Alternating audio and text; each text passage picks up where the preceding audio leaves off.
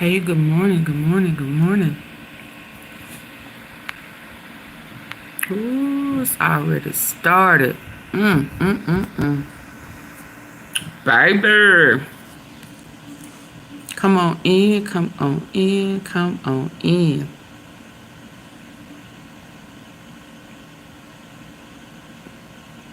Please come in, hitting the like button. Please. Can you do that for me?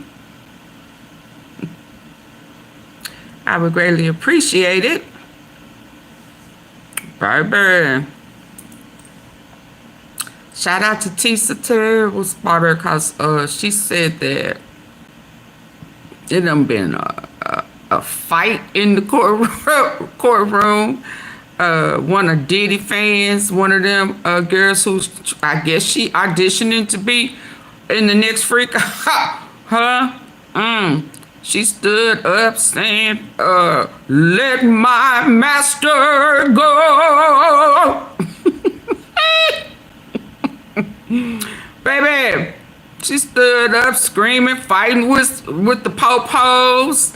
Took 3-4 of them to try to take her down, put her out. A content creator done got banned for leaking Mia's real, doxing her. Yeah, it done made it to federal court. A content creator, I think it was a guy. I think she slipped and said he. Now, I know academics did it first, but I don't know if somebody else did it. But say the feds are watching the content creators' lives. Can I repeat? The feds are watching the content creators live, and whoever it is has been banned or something and is facing federal charges because it was brought up in court. Somebody doxed Mia. That's why they're doxing stuff. Just baby. I know the law for it, so that's why I don't play with it. And that's why if somebody play with me, I'm gonna put them people in their life. You serious? AunTeaFee as a heart attack. Them laws done changed, y'all. This is again. This is why I say I understand why a lot of people are locked up. They don't feel like the law applies to them. It's public information. No, it's not. When someone has went through steps and measures to keep their identity private, if somebody have a handle name that's not their real name, that's not public information. If they wanted their name out there, they would have came in under their name. And they went through great procedures into blocking her identity. So whether it's public or not, you think it's public, the Fed say it ain't. Yeah.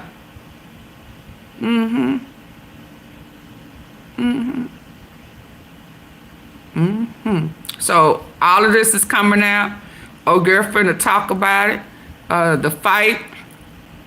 She said in the courtroom, and one happened, and the girl, they dragged her ass out, and she out there clowning. Is she one of them $20 an hour employees? Did she have on her free Diddy t-shirt?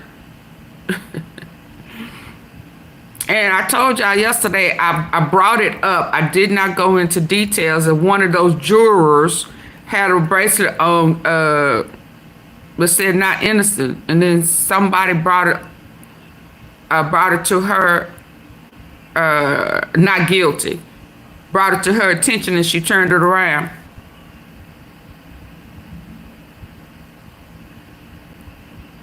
Listen, all I'm gonna say is these feds is on top of all of that.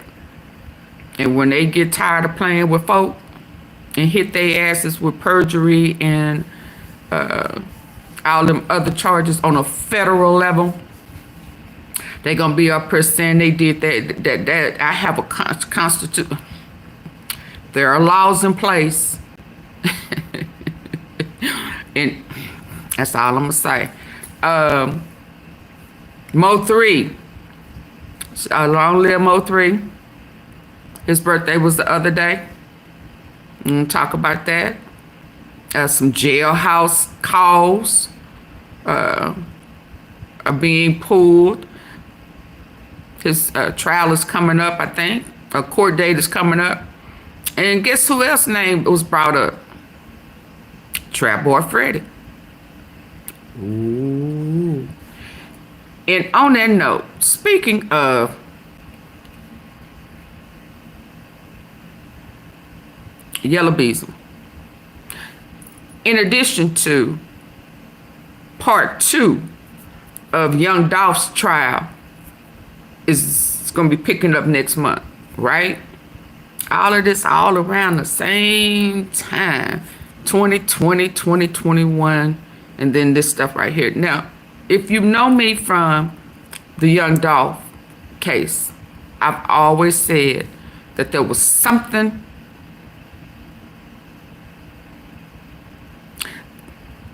that Dolph and MO3 did not want to be a part of, and I have said for years it was human trafficking, sex trafficking. I have said it for years. They were both independent, and they both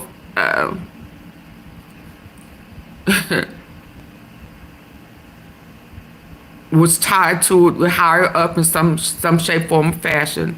In my mind, I was saying MO3 with J. Prince Sr., J. Prince Jr., and for Dolph, it was Yo Gotti and Jay-Z.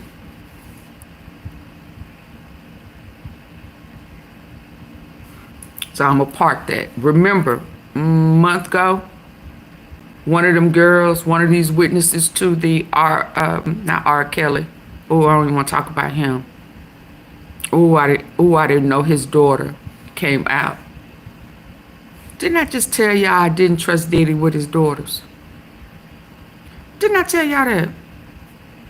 And I came across Adrian or whatever her name is talking about Rkelly molested their daughter when she was little.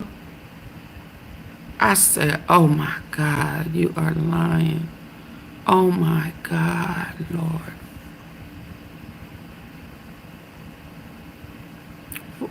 What did in Color Purple, she said a girl child ain't safe. You ain't safe with your daddy.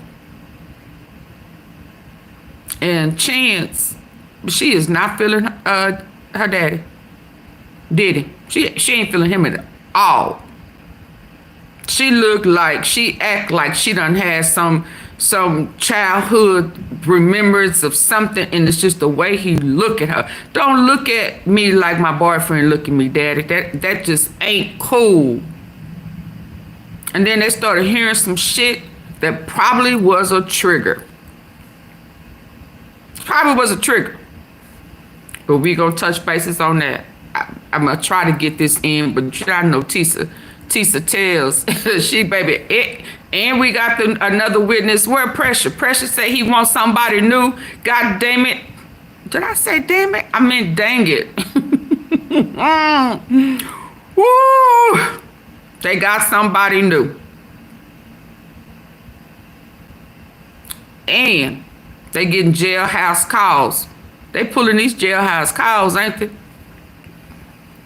Y'all better stop talking on them, baby. They got people in there listening to them calls. They can break all that code down. They ebonics ass shit, them half words, twisted words, backward words. They have somebody already in place that can break that shit down.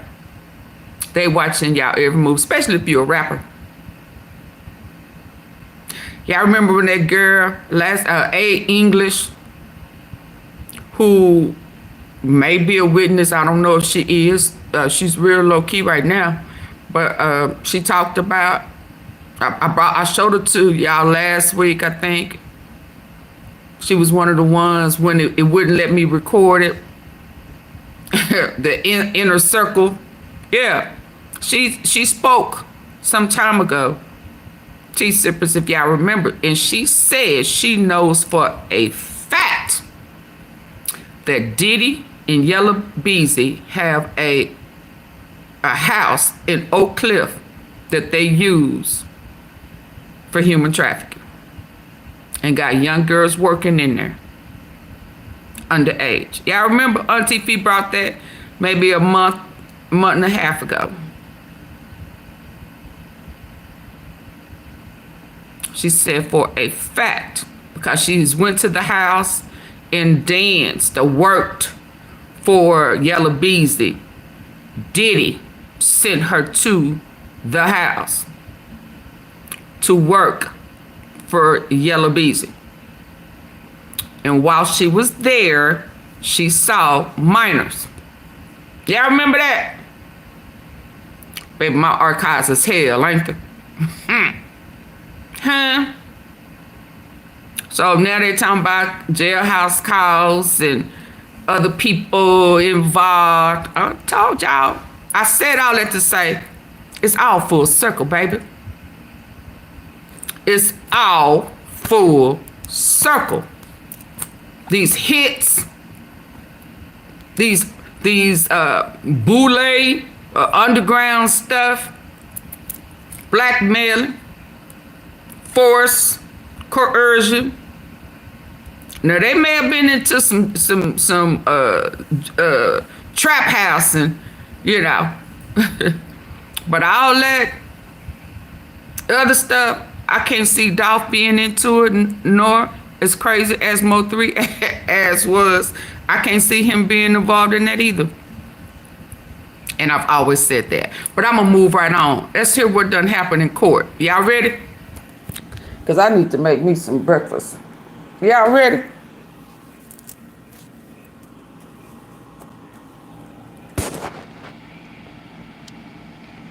Oh, no, y'all not ready. My lights ain't up. Oh, hell no. Mm-mm. Mm-mm. Y'all like seeing AunTeaFee or something? Y'all ain't hitting the like button? Yeah, go bye. Bye. That's the mood I'm in today. Bye. If you can't hit the like button, bye.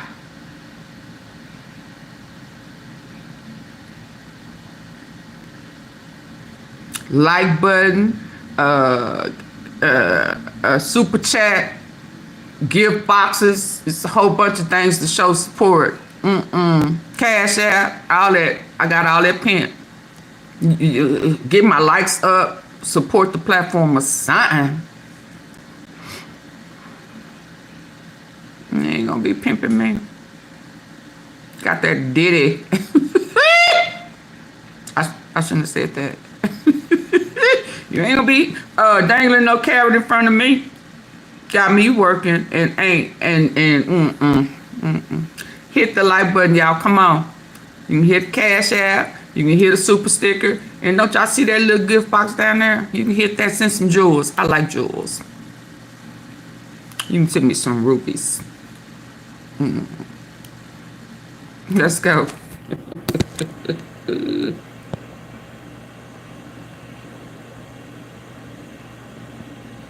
Come on.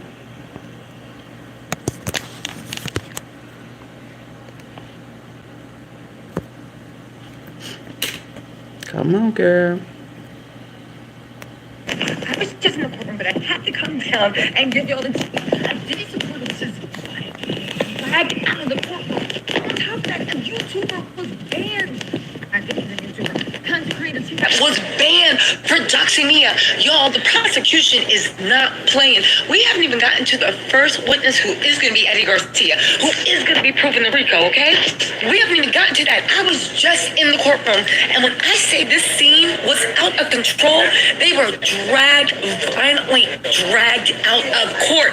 And violently screaming, James was there then he saw it. James, come say, did we do what the court would just happen? I'm gonna give y'all the dramatic interpretation in a second, but James. You gonna do your voice? Because you know your voice is iconic. But listen, okay, James. but it was scary. So listen. So the lady was there and she said, she was like, you know, they're making fun of your name. It's not a joke. You laughing at a black man's legacy. They laughing at your legacy, Diddy. And she said, listen, I'm ready. I dare you.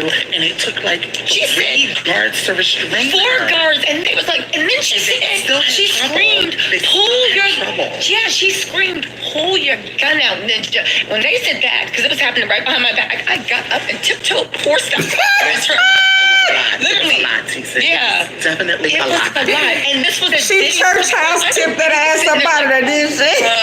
She turned around and you could see that his eyes were kind of almost beckoning to hers. Isn't that weird? It was so strange. Oh, so it was staged. It was When you staged. say beckoning, like look, to me, it looked like he was even maybe low-key enjoying it, encouraging. Thanking. Yes, thinking. Yeah. I don't want to put words in his mouth. Of course not.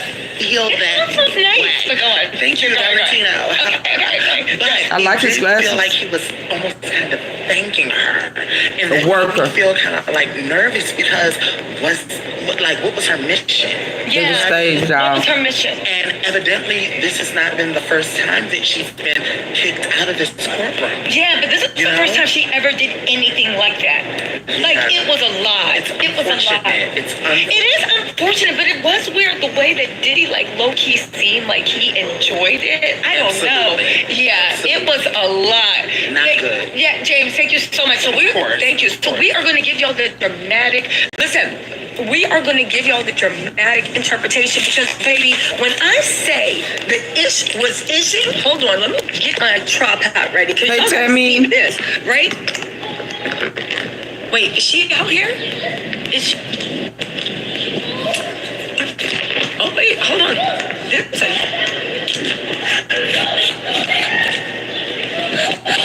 Oh, my God. Today was a clown show, y'all. Shout out to Taste the Tales. There is a lot. Oh my God, there is like something going on. Okay, so hold on. We're gonna have to walk and talk because there is another argument. What is going on? It is the witching hour today. People are going crazy in this Diddy trial. Like literally. Anyway, listen. Hold on, y'all. This is going down. Hold on. Listen. Oh my God. Oh my God. Oh my God. There is ish is going down. In the courtroom, it is the witching hour. Oh my God. Okay, this bitch better leave me alone. I know that much. Okay, so let's get on the steps where the marshals are, where we are nice and safe. We're in distance. We're going to be in arm's distance of the marshals, okay? Okay. Oh my God, there is ish going on. So listen. Okay, so listen. Let me give y'all. Listen. She said, I'm built like That's what that. happened, right? So here is what happened.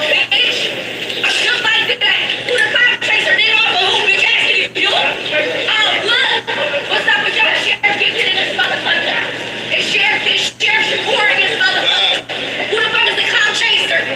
Oh, okay. Clock that. Clock that. Let's go viral. This is crazy. Or what?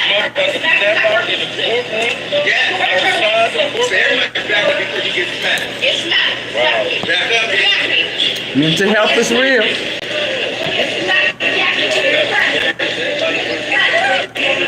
She got put out of court. She was a, There is the witching hour. she got put out of court, and now she's trying to fight. She got beat. Before the police had to take her down. Nice to meet you guys. This is lovely. Thank you. Brianna, She's supporting Diddy. We are literally clocking what's going on. There is a fight about to go on. Let me get some tea for you guys, right? Yes, thank you, Brianna. Hold on, y'all. Look at this.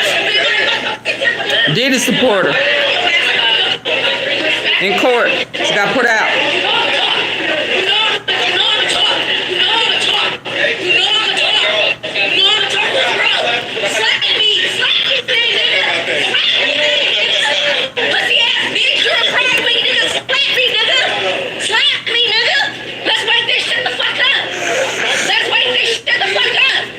She clout chasing, y'all. She gotta be, or she paid. Let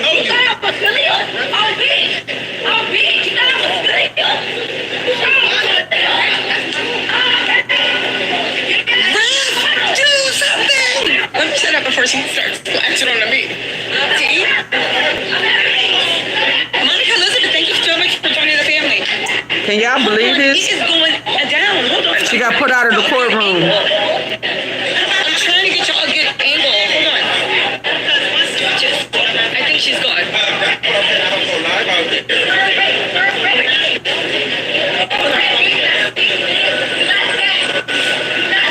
Who is this guy? Armand! What is wrong with you? You're welcome. She finna tell us in a minute. This girl was going in on Armand. I just want her to go in the courthouse. Like, be safe. What is she doing? John Emmons and careful around those weirdos, Pete. So this is my first time catching you live in a while, but I watch all your lives and thanks for keeping us updated. You're welcome. Okay. This is insane. But let's talk about the drama that happened in the courtroom, okay? So there was this girl, and the marshals had been, they said they've been having problems with her all week, right? That isn't the same woman. This is a different woman. What is going on? Is it retrograde or something sometime? Anyway, right? So all of a sudden, I'm sitting in the courtroom and I'm taking notes. By the way, the federal prosecutor stood up and said, Your Honor, the federal prosecutor stood up and said, Your Honor, was like, Your Honor, hold on, there's so many people talking. The prosecution was like, Your Honor, because of the way Mia's testimony went yesterday, they said that there was a content creator. And when they said that, I was like, Yeah. they said there was a content creator that went live and doxed Mia, said Mia's name, doxed Mia, said her name, did all this stuff. And I was like, who would be? Because I told y'all somebody sent that. Federal marshals took pictures. Went on her page and sent the prosecution them. was watching the lives. If the prosecution is watching, hi, my name is Tisa, and anyway, right? They said the prosecution watched the lives, so they are watching our lives. They found the moment when they said the content creator kept saying her name and doxing Mia. Now, if y'all are new to my channel, y'all know I drink my water or coconut water, right? The press con, and mind my business, right? So I was just like, who is it? People in the court turned around and looked at me, and I said, literally, they turned around and looked at me, and I was like, me? Nah, y'all got the wrong person. But the prosecution clarified, and they were like, yo, it's a man. A man did it. So there is a male content creator. I don't know if it's academics. Mia kept saying her name over, her real name, over and over and over on social media. And after they doxed her, right? They kept saying her name over and over on social media. And after he doxed her, the feds say we got his name, we got his government. The whole courthouse has been notified that he is effectively banned from the Southern District of New York, banned from the courtroom, and they might. Has he been there though? So that may be that. I don't know, but if it's you, they looking for you. They are looking for you. You better not step up in this because again, doxing a federal witnesses, right? Doxing. What? Doxing. Look at her. Anyway, doxing is like, listen, so doxing is like over and over and over again, right?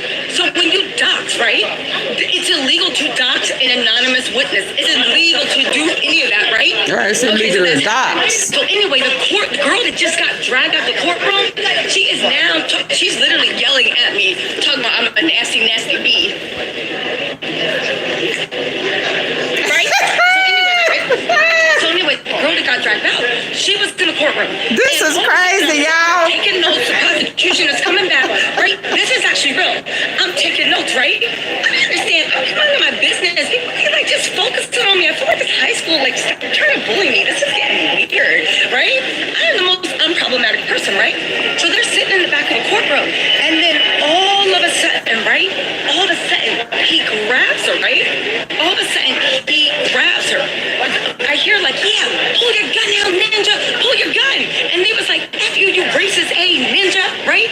And then all of a sudden, there's this whole scuffle right behind me. And they're like, you gotta leave, right?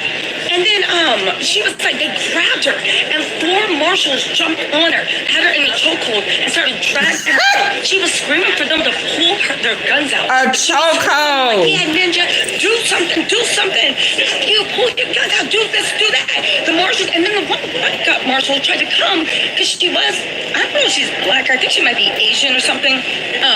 He came and he was like, yo, like, can you calm down and just leave quietly? Because he didn't want things to embarrass her or to escalate, right? He didn't want it to embarrass or escalate, right? But she wouldn't listen. And when I say she started fighting, they all jumped on her and tried to drag her out as she was fighting her way out. And she was screaming, y'all sitting there laughing, y'all laughing at this legacy, y'all laughing at Diddy's legacy. I just seen a black man and you let her. And I said, this is of course Diddy supporters. Monica Elizabeth, thank you so much for the super chat. Y'all, can y'all believe this? Thank you for the super chat. Appreciate you. Okay, I have to do a poll. Was this staged? Am I in court today? I literally left court to come out and give y'all the tea. I better start acting grateful, or I'm gonna stay in court all day and just be calling my cousin and giving her the tea, because usually that's who we keep here, right? So anyway, right? Listen, at the end of the day, they were dragged on. When I say this happened in the courtroom, the judge was like, what's going on? It was a whole big melee. The weird thing is, when she was saying, you laughing at Diddy's legacy, you laughing at Diddy's legacy, he turned around and gave this girl, like, these, James told you, these encouraging eyes. These very, very, very encouraging eyes. It's almost like he was, I don't want to say encouraging it, but he was thankful. He wanted to let her know, like, yeah, keep going, keep doing this, keep doing that. Y'all, the drama. A Diddy supporter violently told the marshals to pull their bang out if they wanted to take her down. 4 people had to jump on her and drag her.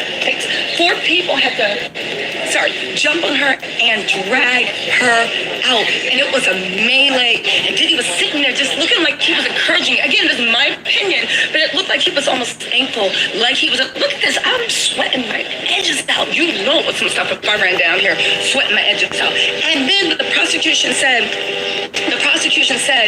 that they are going to bring in new testimony with Diddy's jailhouse calls to rehabilitate Mia's testimony. Listen, this is on this one. What time is it? It's 9:38 in the morning. People haven't even had breakfast. There was a fight in the thing. There was a fight in the courtroom. What is going on? I should actually go back inside before another fight breaks out. Yeah, I just started a poll. Was this staged or what? This is insane. Then we come outside and it was somebody that was trying to start a fight with the content creator. I ain't going to dox him because I don't know if he wants everybody in his business, but y'all saw it. That's what I was showing. And then all of a sudden the girl that got dragged out of court started going on me. What I got to do with you? And I don't give a fuck, right? But I will say that when it comes to, like, listen, there's Justin coming in right there, right? And there's his friend, security, uncle, family. That was Justin Collins that just entered the courthouse right then and there. Maybe I'll wait 5 more minutes before I go in. I don't know what is going on. But shit is going on. It's like a fight. Retrograde. That was the girl, the outburst. That's the wildest shit I have ever seen. The wildest shit. And you know what the weird thing is? The girl that got dragged out of the courtroom, she's actually like a woman, right? The one that got dragged out of the courtroom, you know, this morning they tried to make her go to the back of the line, and me, being nice, was like, oh, mama, here. And I let her take her place back in line, which was number 2. When they were so if you would have let her ass stay at the end of the line, Tisha, she would not probably have made it in the courtroom. People be playing this girl. People be actually like on high school bully stuff. And y'all know I don't like, she's a woman. Y'all know I don't like high school bully stuff. But the fact that I was literally, the fact that I was out here, literally the only person that was treating her like a human, and then she had the nerve to be in the courtyard. He said, you were nasty.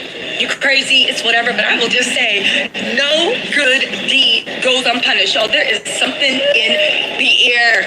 There is something in the air. Anyway, the girl don't really know me. I'm just the only person that don't make fun of her and is always nice to her. But you know what? No good deed goes unpunished. I don't care. Anyway, y'all know I'm still gonna drink my water and mind my business. But again, the fight, a Diddy supporter got violently dragged out. Violently. The judge was like, "What is going on? What's going on?" 4 U.S. Marshals, and they were demanding the guns up. They would silence her because how dare we laugh? They laughing at your legacy. They're laughing at a black man's legacy. I don't understand. Did Diddy free the slaves? Is Diddy Malcolm X? Is Diddy anything other than somebody that just made a few bucks? Diddy free the slaves? Really done for somebody to be out here fighting for his legacy? I am genuinely curious. I'm serious. Don't get me wrong. There are some people where it's like you're not going to disrespect, right? The Honorable Prophet Elijah, the Honorable Minister Farrakhan, right? Jesus, God, my dad. But what did he do besides? No, he hired him. Parties where people were getting booty naked and glorify a glamour lifestyle. I mean, I don't know. There are people, there's just like one kid, black kid that did cold fusion. There's another girl that's the youngest mathematical genius that is like literally, there have been so many black quantum physicists that have made so many inroads into what reality really is in the last year. I'm confused with where Diddy's getting his loyalty. I didn't know that when you was like literally dancing to, I'm coming out. I had no idea that like changed your life and steered something that you feel like you gotta protect someone's legacy. I don't know, but maybe that's me. Tell me, I don't know. The trial is bringing out weirdos. I don't know if it's dictator, but how is that doing a favor? I don't know. It's weird. It's odd. Maybe she is getting paid to do that, but I don't think so. She just got banned from the courtroom. And also, why would she say they laughing at your legacy? They laughing at a black man's legacy? I don't know. It's weird. It looks like Diddy's team does have a lot more security today. Maybe I'm just being paranoid, but it's getting weird. Anyway, so weird. I'm going to be careful. Don't worry, y'all. I got security out here. It's fine, but it's just weird. Let me get back into that courtroom before something else happens, you know? Anyway, y'all, let me know what you think in the comments. I'll be back here in about an hour to break down Eddie Garcia's testimony. But in the meantime, let's get back into this. Let me get back up into the courtroom, all right? Live from the courtroom. Maybe there was like 8 fights going on one time. I felt like it was lunch break at high school, and y'all know I had to come because yes, we do serious courtroom. But we also have to talk about the personal human things that's actually happening. Anyway, y'all, let me know what you think in the comments. I will talk to y'all later. Wait, but can I just say really quick now that there's no one around, they had her in a headlock, and they really got and she was sitting there. I will say she is very strong. There was 4 of them, and they was moving like the sea. All 4 of them were jumping on, and she was like, no, nigga, you want to pull your gun out. And I was like, I literally got up and walked 4 things up, because in case it does go pow pow, I can like duck down. There's 4 rows in between me and the woman. You know me, I'm like, listen, don't start nothing, won't be nothing, but I ain't trying to, it's time to make my money. Can't have anything happening to this. But they literally had her in a chokehold, driving her out, and she was holding her ground. It was insane. It was insane. It was insane. And like, your legacy, they make fun of your legacy. You laughing at a black man's legacy. Diddy made music. Diddy made music. That's it. He ain't making anything. He made music. That's it. That's it. And half the songs he made, he didn't even produce. They were somebody else's songs. And I run this city, send the cops to the Yay, the feds, the government hit me. Yeah, that verse was hard, but he didn't even write that. 50 Cent and Jay-Z did. Where is his blind loyalty? What is going on? I promise you, if you Google black legacy, black wealth, black billionaires, black side, I promise you there are thousands of more names. The fact that we have been brainwashed into thinking that this man is the pinnacle of black excellence, get that F out of here. Like, stop it. You think that's the idea of him and sleeping on the street? Anyway, I don't know. Spiritual warfare is working overtime. Yeah. This is very, very, very odd. It's definitely. But you know what? It is definitely spiritual warfare. I'll talk to y'all later. Bye. Bye. Let's get to your next one, cause let me get to. You got another one while we was in here.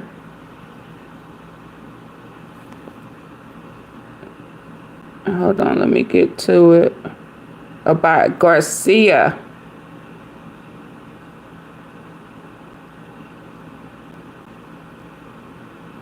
She said, very bad news for Diddy. Let's go.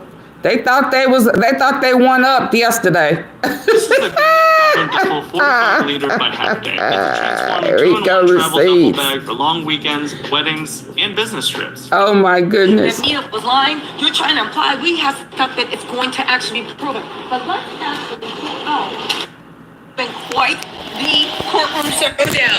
And all I gotta say is, I'm still here. Okay, y'all, listen. So what has been happening today, right?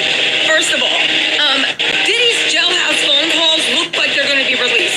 The government is saying after the way y'all humiliated Mia yesterday, after all that stuff that's going on, guess what? We have jailhouse phone calls that actually corroborate everything that Mia was saying. I don't think Diddy's team was waiting for that. Brian still did his victory lap, and the prosecution is like, no. We are going to have to bring it back. But what happened most importantly on the stand is Eddie Garcia. There was also, oh my God, a woman got dragged out of the courtroom. She claimed to be a Diddy supporter. She was mad because she said, we're trying to ruin their legacy. And by we, I mean the court, not me. Trying to, well, I guess my YouTube goes into it. Said that they were trying to ruin his legacy, laughing at his legacy, doing all this stuff. The guards were like, ma'am, you're going to have to leave. She was like, no. They tried to make her leave. It was 4 guards on her at one time. Come on, y'all. Let's pull your gun. vote on the toll. Toll, I'm sorry. She was actually going to grab Saying toll. whatever, right? So you know me, I got up and tipped over Where's 4 this things over and had my staged back. by Diddy My for back some was toward reason? What was happening? So I could be 4 rows over and be looking at her, because when somebody starts talking about pull your whatever, I'm thinking this is about to go bang, bang, bang, bang, bang. We do not need to be catching strays in this nice, decent Southern District of New York courthouse. It has been an incredible morning. Then I came out the courthouse to report to y'all. Go watch the live if y'all want to see the details. There was a fight being started in the courtroom. I don't know what is going on. Mercury can't be in retrograde, but something is going on with the stars, right? And anyway, let's get into Eddie Garcia. Now listen, y'all got to hear this. Brian still, I'm not gonna lie, he did his big one yesterday with that whole cross-examination. But when I say that the Patted his back too quick. and they are angry, they are eating up space. They have gotten so much stuff admitted, and they said thanks to Brian's testimony yesterday, they opened the door to all of Diddy's jailhouse calls, which corroborate everything that Mia was saying. So what? And they said, why? Because you're trying to imply that Mia was lying. You're trying to imply we have stuff that it's going to actually be proven. But let's actually pull out our handy dandy notebook, right? How you doing?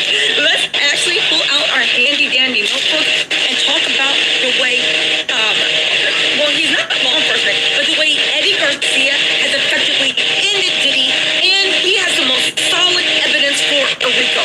When I say that payoff was run like a criminal organization, when I say that the NDA that they had Diddy sign was on Palms Global, I said, you know what? I do also want to say this as we get into the NDA. How did you have an NDA ready so fast? How did you have an NDA that actually said all that? It really, honestly makes 0 sense when you think about it. Afia said, Tista, we saw you on Gene's Assistant live in the corner. Hope you good, but where's your bodyguard, boo? You can't be walking around alone. My bodyguard is around, and second of all, I was never in any danger. That wasn't yelling at me, at least. One person wasn't. I had nothing to do with that. I was just on live, creeping up, looking to see what was going on, too. Anyway, right? They said that, so what happened, right? The tape happened, everybody knew about it, right? He said that Diddy's personal assistant, KK, called from a cell phone. They said, when KK called, he talked to him for a second, and then she passed the phone to Diddy, right? And they said that they said that he thinks that they didn't give him Diddy's real number. They gave Diddy's burner phone number. So they set up a phone number in order for Diddy they set up a phone number in order for Diddy to actually get the real number, right? Anyway, he said that when Diddy answered the phone, he was like, yo, you sound like a good guy, right? You sound like you want to help me. Y'all hit the like button. Ruin me if this video gets out. Now, around this time, I'm like, okay, this could be just simple celebrity stuff. You actually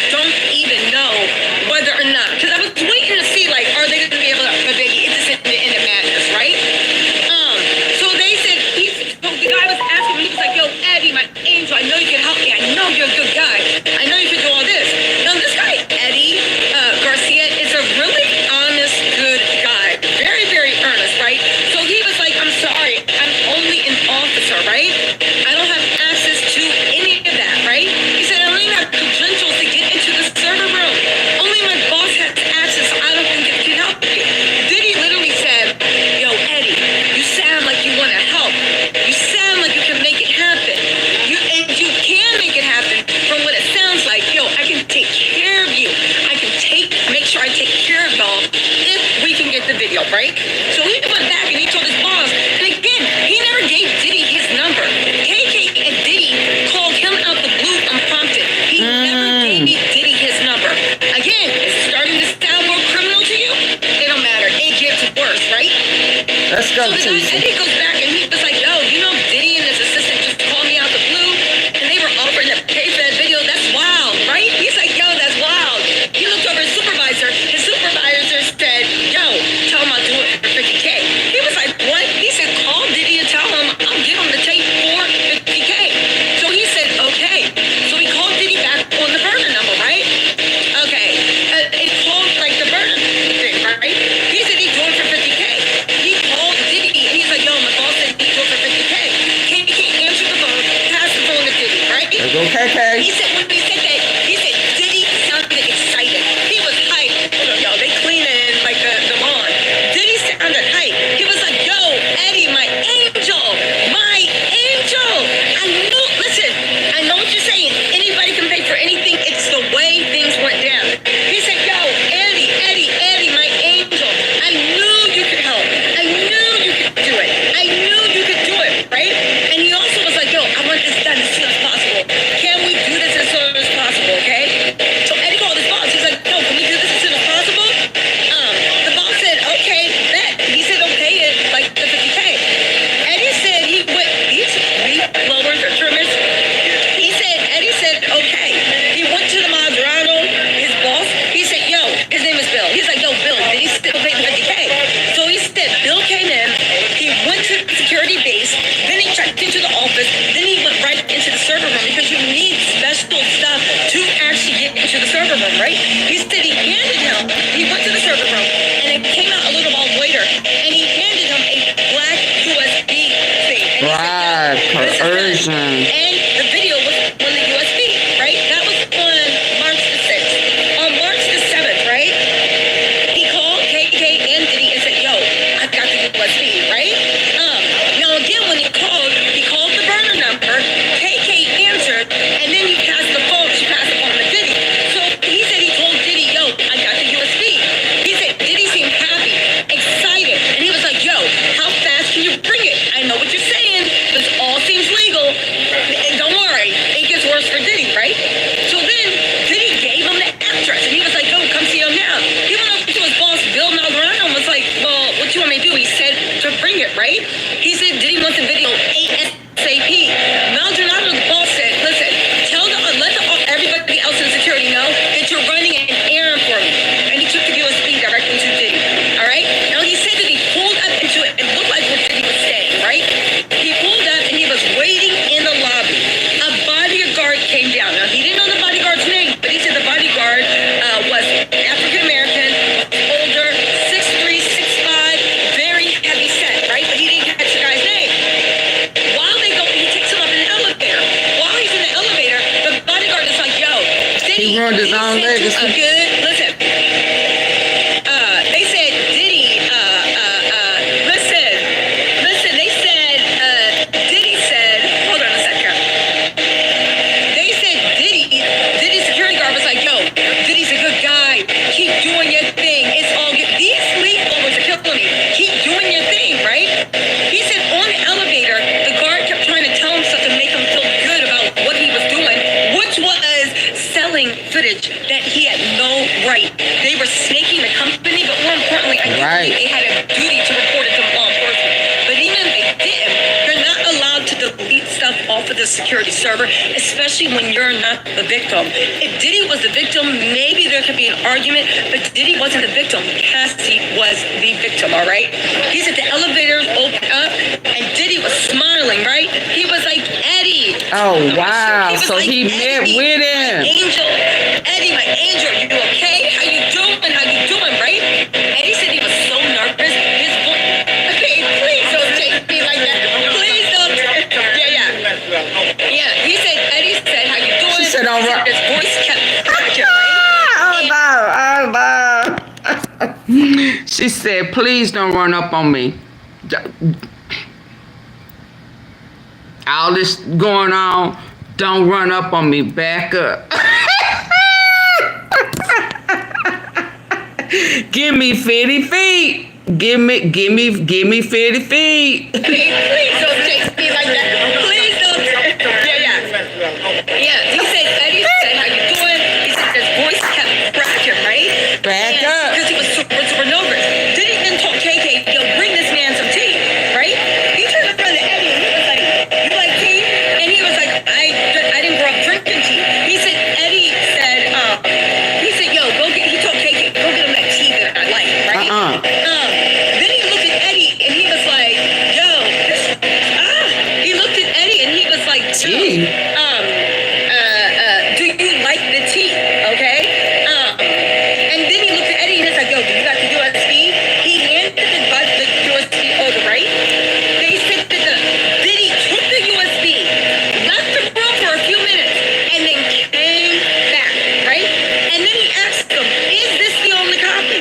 Okay?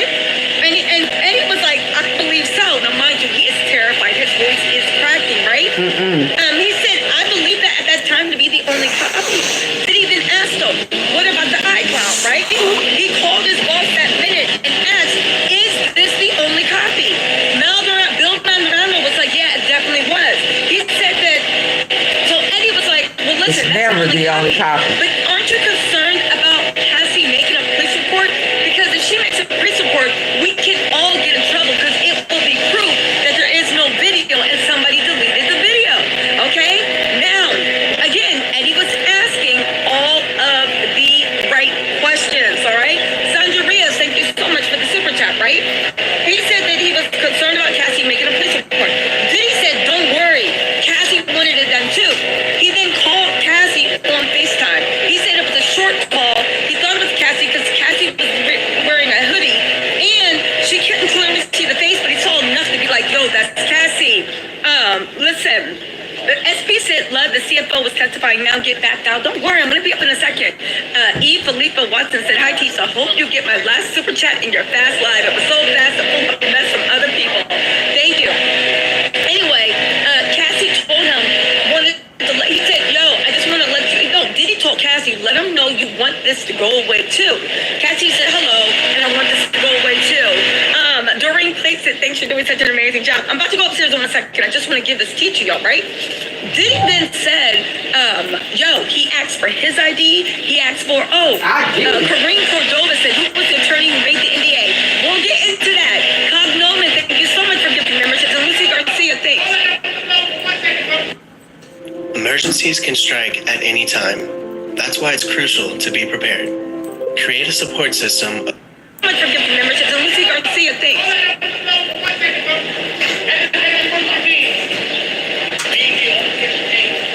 Yeah.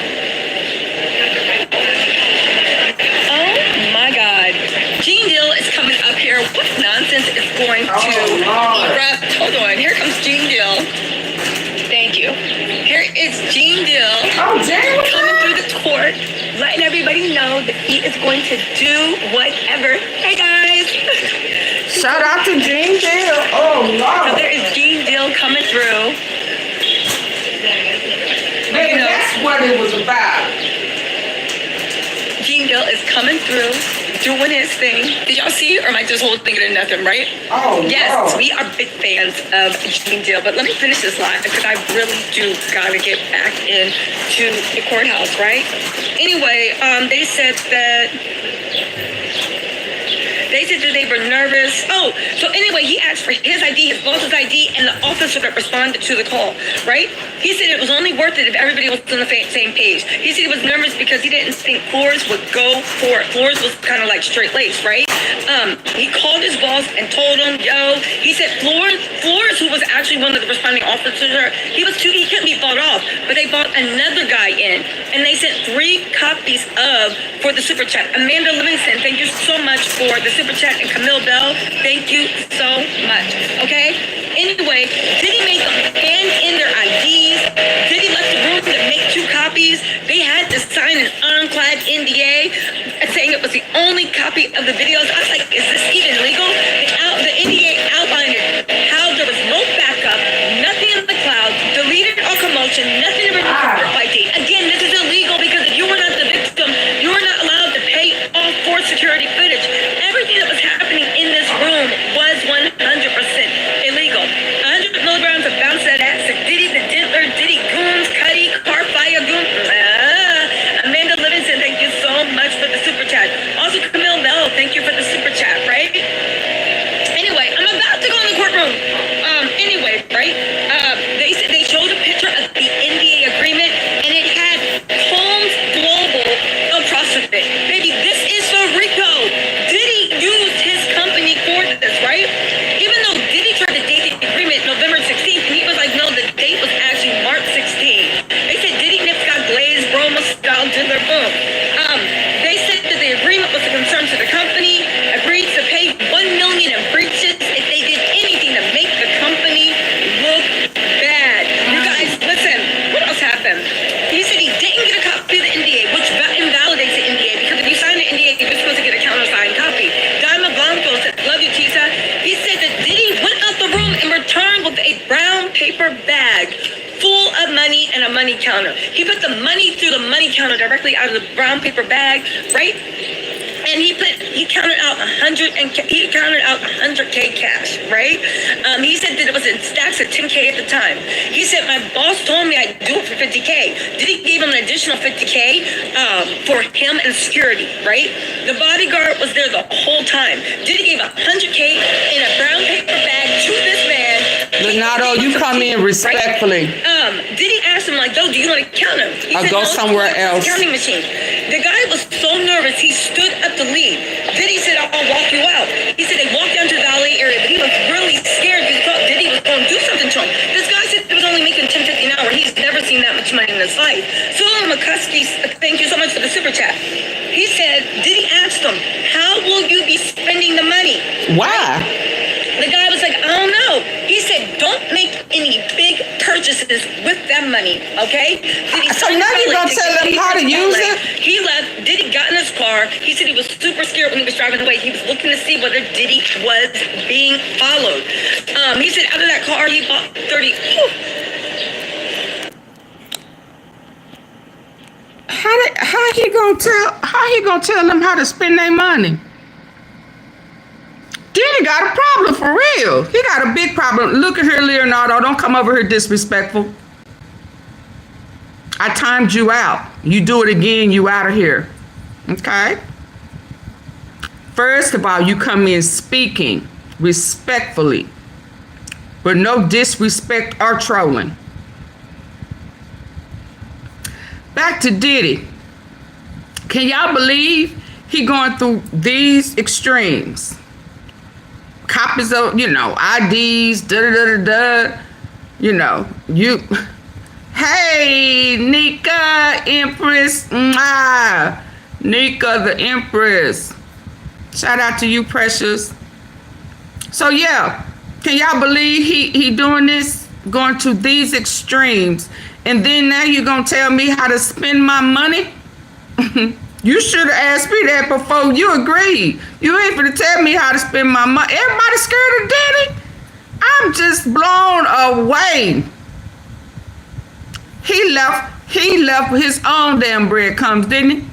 He left his own paper trail, didn't he? How dare you? You thought them damn MBAs superseded federal.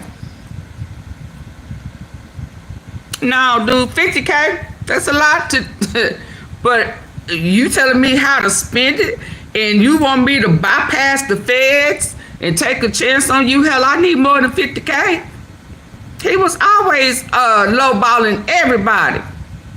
But let's keep listening. Shit. He bought 30K with that car. He said he didn't report the money on taxes. That's probably why he got immunity, because that is tax fraud. He said he made no bank deposits because Diddy told him, you know, be cool. And he said when he went to go to the incident report folder in the office a week later, there was no video. He didn't report it. And yeah, it was sold and bought. You guys, they said on Easter, Diddy texted him and said, Eddie, my angel, God put you in my life for a reason. And then he said, did anybody ask about the tape? He said, no, they didn't ask about the tape. He said, okay, if you need anything, let me know. After Easter 2018, Eddie, I thought he was going to reach out to extort him because I know all your team, right? Eddie just sent a message on IG asking for a job. Diddy never responded back. I know, God, Diddy wish he had checked his DMs and actually responded back because it was a mess, right? Listen, again, we have the RICO. We have the RICO. Anyway, I wanted to give y'all Jeff say. Did you say, Papa, did you say taxes? Didn't I tell you that the I, the R, and the S is, they looking and lurking? We just found out today that the feds watching the content creators. We just learned today, right, that whoever the guy is that doxed Mia, right, on YouTube, the feds done got him, got the handler name and their real name, right? So the feds, so if we know the I, the R, and the S is, so he bribed somebody with 50K. Did he pay taxes on that? Where is it? Where is that logged at? Huh? Cause we ain't got nothing on none of these forms that say anything about bribery. Also, you wrote it off on your business, so there was a write-off under your enterprise.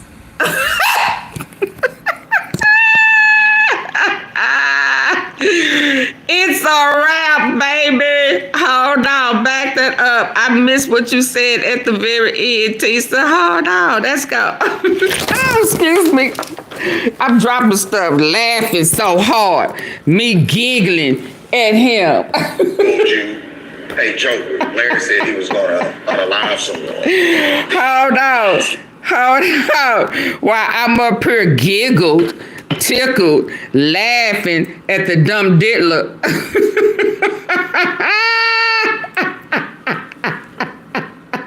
He ain't pay taxes on that bribe money, huh? He ain't pay none. Will she finish out? Quite the courtroom showdown. Will she? Listen, what else happened? Gene Deal in the house. He said out of that car he bought 30. I hope it wasn't Gene who doxed that girl. He bought 30K with that car. He said he didn't report the money on taxes. That's probably why he got immunity, because that is tax fraud. He said he made no. He thought Diddy was going to do something to him. This guy said he was only making $10.50 an hour. He's never seen that much money in his life. Solon McCuskey, thank you so much for the super chat. Whoever sold the video recorder how will made you be me spending the money? Right? He only gave me 50K. I don't know. He said don't make any big purchases with that money, okay? Diddy signed his valet ticket, paid for his valet. He left. Diddy got in his car. He said he was super scared when he was driving away. He was looking to see whether Diddy was being followed. He said out of that car he bought 30. He only gave me 50K. He bought 30K with that car. He said he didn't report the money on taxes. That's probably why he got immunity, because that is tax fraud. He said he made no bank deposits because Diddy told him, you know, be cool. And he said when he went to go to the incident report folder in the office a week later, there was no video. He didn't report it. And yeah, it was sold and bought. You guys, they said on Easter, Diddy texted him and said, Eddie, my angel, God put you in my life for a reason. reason. And then he said, This "Did is anybody wild, ask about the y'all. tape?" He said, "No, they didn't ask about the tape." He said, "Okay, if you need anything, let me know." After Easter 2018, Eddie, I thought he was going to reach out to extort him because I know all your tea, right? Eddie just sent a message on IG asking for a job. Diddy never responded back. I know, God, Diddy wish he had checked his DMs and actually responded back because it was a mess, right? Listen. Oh, wow. Again, we have the RICO. Anyway, I wanted to give y'all, Chad say, great work, great job, keep up the great work and stay safe. I'm 100% will. Anyway, I want y'all to give you that tea. I'm going to run back into the courthouse because the CFO is testifying. I will see y'all on lunch break. All right? Okay, so hold on. Let's see. Oh, baby. The tea is hot. The tea is hot. Hold on. Let me get breaking news. Fed seized 2 more of Diddy top. Oh, Lord. The seize. Hold on. Let's get to here.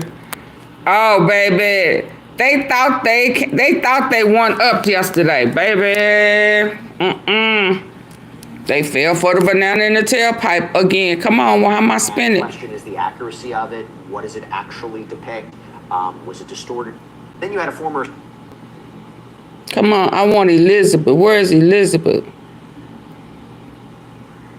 Y'all know I like Elizabeth. Come on, Precious. Where you at? They thought they panel that I'm going to bring on in a minute. But before we do, got some things to preview here. Obviously, we're waiting for Elizabeth Milner, our long-time reporter, to come out. They thought they Not won only up. testify about what's happening today, but there was apparently one outburst and another person Who was kicked out of court. So a lot happening even before the trial started today. But I got to preview something for you. I've noticed a lot of questions we've been getting are about Suge Knight, who's already come up quite a few times. Yeah, I hope he during the course of comes. this trial, a rival of Sean Combs. Well, I'll tell you what, Anjanette Levy, who hosts Crime Fix, guess what? She interviewed Suge Knight from behind bars. Again? So she got his perspective on what has been happening so far in this trial. It's going to be up Oh, I hope they tonight call on him. Long Crimes YouTube. Again, Anjanette Levy. Because they say he was doing the same thing. Now, what has happened so far today? Well, I will tell you. First of all, before even court started, it seems the government wants to introduce Sean Combs' jail calls because they felt that after the defense had the opportunity to present this birthday video that alleged victim number 4, Mia, who testified in this trial, that she made for Sean Combs, they think it's fair game to talk about his phone calls where he allegedly orchestrated a birthday campaign while he was in the MDC to get he had this phone call with his family. They want to get it out as a way that they were trying to manipulate the narrative about him. Then there was an outburst in court. A woman apparently screamed something along the lines of, "Diddy, they're all laughing at you, these bleeps." There was another person in court who apparently went on his YouTube channel and used Mia's real name. Remember, Mia is a pseudonym that she's using. Apparently, the court has banned that person from returning. As soon as Elizabeth Milner comes out, we'll get more I context. hope it was Gene Deal. The big update today, the bombshell, other than the fact that right now testifying Oh, was is it Derek Ratchet? Ferguson, who is the CFO of Combs Oh, Enterprises. And by Lord, the way, who was it? when you're talking about racketeering and the flow of money and how it was used, having the financial person is very important, right? Criminal enterprise, engaged in a pattern of racketeering, illegal activity. But who testified earlier on today? Eddie Garcia, the former head of security at the LA Intercontinental Hotel, where we know the prosecution has presented video evidence of Combs appearing to beat up Cassandra Ventura back in 2016, a key moment in this trial. Now, he was granted immunity to testify because he wanted to invoke his Fifth Amendment right against self-incrimination. Makes sense because he testified Big Andy. that Combs paid him $100,000 Big Andy. to split with 2 other people for the surveillance footage of him appearing to beat up Cassie. Oh, 100. Hold on. Because he testified testified that Combs paid him $100,000, which he split with 2 other people, 50-50. for the surveillance footage Okay. of him appearing to beat up Cassie, that he signed an NDA, that he wasn't honest with law enforcement in 2024 when he was questioned about this incident. These are sketches right now that you're seeing. So, a lot to get into. I want to bring on my all-star panel as we get into your questions. I'm joined right now in studio with litigator Rich Schoenstein. I'm also joined by legal analyst and professor of media law at Rowan University, Candace Kelly, and trial attorney AunTeaFee Patterson. It's great to have you all here. Thank you so much for taking the time. Okay, Rich, let me start with you. Big day today. What are your takeaways from Eddie Garcia? So I think we're getting into the RICO bona fides here. Because we're talking about bribery, we're talking about the enterprise, we're talking about Sean Combs's business. That's all tied to proving that there's a RICO enterprise and a pattern of racketeering activity. So we have an act of bribery, paying for this video. Obviously, the video is highly inflammatory and tied to allegations about the abuse and the violence, but the paying for it, the flow of money is important for the RICO violation. The bribery, right? Okay. So, AunTeaFee, we got a question here from Midnight Gamer 92 talking about Anjanette Levy's episode with Suge Knight. Why does people keep saying they need to bring in Suge Knight? He's already in jail. Does that stop this from being possible? And does he get automatic immunity? Well, he wouldn't get automatic immunity. Immunity is something that's always negotiated. But I think that it's exciting. This is a very high-profile trial, and I think there's just some salaciousness to bring in Suge Knight. I don't think we really need his testimony because we have a lot of people who were there that night who can testify as to what happened. I think bringing him in would just be really, really nice for some ratings. But I do also want to mention that I think what's important with the bribery aspect is not necessarily where the money came from, because that's what I was originally thinking. But I think what's important is the fact that Diddy used his bodyguards and he used his employees to facilitate this transaction. Because initially, KK name again with this $100,000 that he paid. But I think it's just even more important that he used his employees to facilitate this. That's a good point. So, by the way, Suge Knight, important for, I think, a number of reasons. He's come up with so far during testimony, particularly with Cassandra Ventura, that Combs had found out that he was at Mel's Diner, brought these guns with him, was going to go after him. So it goes to this environment that Cassandra Ventura was around violence and guns and threats and intimidation. Did this all help or go into her being induced or coerced into sex trafficking? Also, this whole idea of a criminal enterprise, what was Combs really involved in? And then you had a former assistant who testified that Combs threatened her basically at the start of her employment because she had had a prior connection, an association, a working relationship with Suge Knight. So there are parts of it that are interesting, but yeah, I don't necessarily think he's going to be a part of this case. Candace, question for you from Carol Mogan. A question, is it true that the defense discredited Mia's testimony? Well, listen, they did a very good job at going after the fact that she had so many posts that she said that said, "I love you, Sean," and "I miss you, Sean," years after she was done having an employer connection with him, and years after she had even been in his presence. So I think they did a good job by bringing into question, well, what is that about? Was there a relationship going on? The prosecution, they made a point that on cross, they were trying to embarrass her, humiliate her. I did get a sense that that was happening. At one point, the attorney did say, listen, aren't you just lying? Which it did feel a little bit too much, but that was his style. But that is the truth in terms of what you're supposed to do to a witness. Have you ever seen the magic glasses that can see clearly without glasses? This glasses cannot... Going after this person, Mia, to impeach that person. I think that he did a very good job the second day around. The first day, not so much, but he definitely made headway, especially with those posts. Was she fully impeached? I think that's still left up to no, she wasn't impeached. And whether or not because she couldn't explain it. No, I will that's say not that impeached. based upon some of the jurors' looks on their faces, that a couple of them were not. That goes on to mental from day one. So, and I will get to the jurors in a second, because AunTeaFee, I know that you have a comment about how the jurors have been reacting, but a couple things there. I don't like to engage in self-promotion, but I will. We have a sidebar coming out, and the reason I mention this, because this issue has come up. We sometimes do sidebars that are like a preview of what our viewers are asking for. We have a sidebar coming out later today where we ask the question, did the defense engage in victim shaming and victim bullying, or was this a legitimate form of cross-examination that has now raised serious questions of credibility, not only for Mia, but Cassie, Capricorn Clark. So I encourage everybody to check it out. We got a super chat question from Shop Girl. Not a question, but a compliment. Wow, Shop Girl says, Jesse, your haircut is so cute. I love it. Well, you know what? First of all, thank you so much. And I appreciate you noticing, because let me tell you something. We have been so busy with Diddy nonstop. You know, we do the daily recaps. We got sidebars. We got the live show.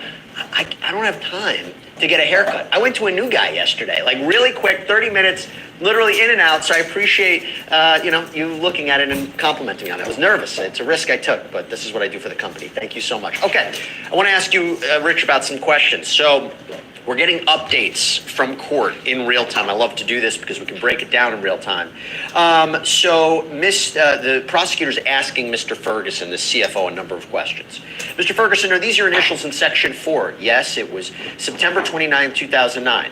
Is this also a business checking account? Yes. And this one, with Diageo and about Ciroc. I might have said that wrong, this company, Diageo. How was this account funded? Inflows. What about credit cards? Primarily American Express, express reimbursements. Did Mr. Combs have an Amex? Yes. Did he use it for personal as well as professional? Yes. And the company's paid? Yes. How is outgoing cash handled? We had a petty cash account and cash advances, for example, for those traveling who didn't have American Express cards. When Mr. Combs was paid in cash, how did it work? We'd match it if a contract. And then it goes on, were you aware of Mr. Combs' security staff carrying cash for him? I was not aware of that. And when you were responsible for his personal finances, what did you do? Budget for the year. Properties, inflows, and outflows. What properties did he own? The Hamptons, New York, Miami, they were held in LLCs for anonymity and liability reduction and tax benefits. Did you oversee other personal accounts of Mr. Combs? Yes. Were you aware of him supporting other people? Yes, from his personal earnings. Your Honor, this might be a good place for us to take a break, so they're going to take a break. What are they getting at? So they've got to tie up the RICO enterprise. Obviously, Sean Combs is a very successful businessman and artist, so he has this broad business that's all tied together, but it's connected to his personal life. That's what some of that testimony. And what I found interesting earlier is the $100,000 that was supposedly paid for the video was delivered in cash by Sean Combs.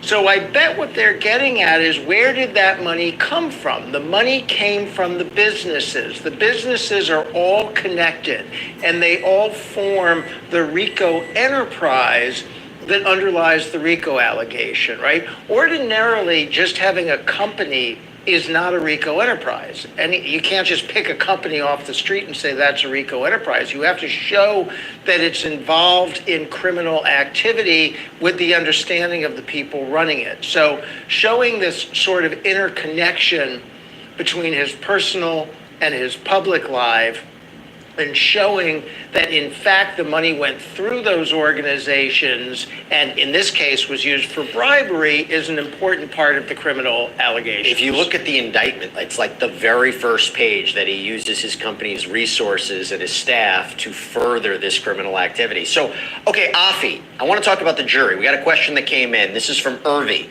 So you had a commentary about how the jury might be reacting, but this is the question from Irvi. Since the jury is older, will that make a difference? Because their views might be more traditional. Thoughts? So thoughts on that, and thoughts on how the jury might be reacting. Okay, the jury is older. Would their views be more traditional? Let me tell you, it does not matter your age group or class or ethnicity. Nothing matters when it comes to desires that people have. And I'm talking, first of all, with respect to the freak-offs. People have very interesting desires, you'll find out. So I don't think that's an issue. Whether or not it's bribery as an issue, that's been around for, all of these charges, all of these accusations have been around since the dawn of time. So I don't think that that's an issue. With respect to their reactions, I've heard a lot that there's note passing, that people are making comments, the jurors are commenting to each other, they're smirking, and especially with respect to Mia's testimony, they had just very obvious reactions. And I do think it could be problematic because a lot of people are saying it, and the court has to maintain decorum in the courtroom. If it's brought to the judge's attention, the judge can address it as a first line response. But if one of the attorneys wants to escalate it, they could formally say something to the judge. Because I think that's extremely problematic. You're not supposed to discuss the case. The judge tells the jurors every day, don't discuss the case. You wait until you've been given your jury charges and you are allowed to go to deliberation. So it could be problematic. Well, I'll tell you this much. It's interesting because we were showing sketches of Brian Steele questioning Mia, and we have heard reports that the jury seems to be responding quite well to him.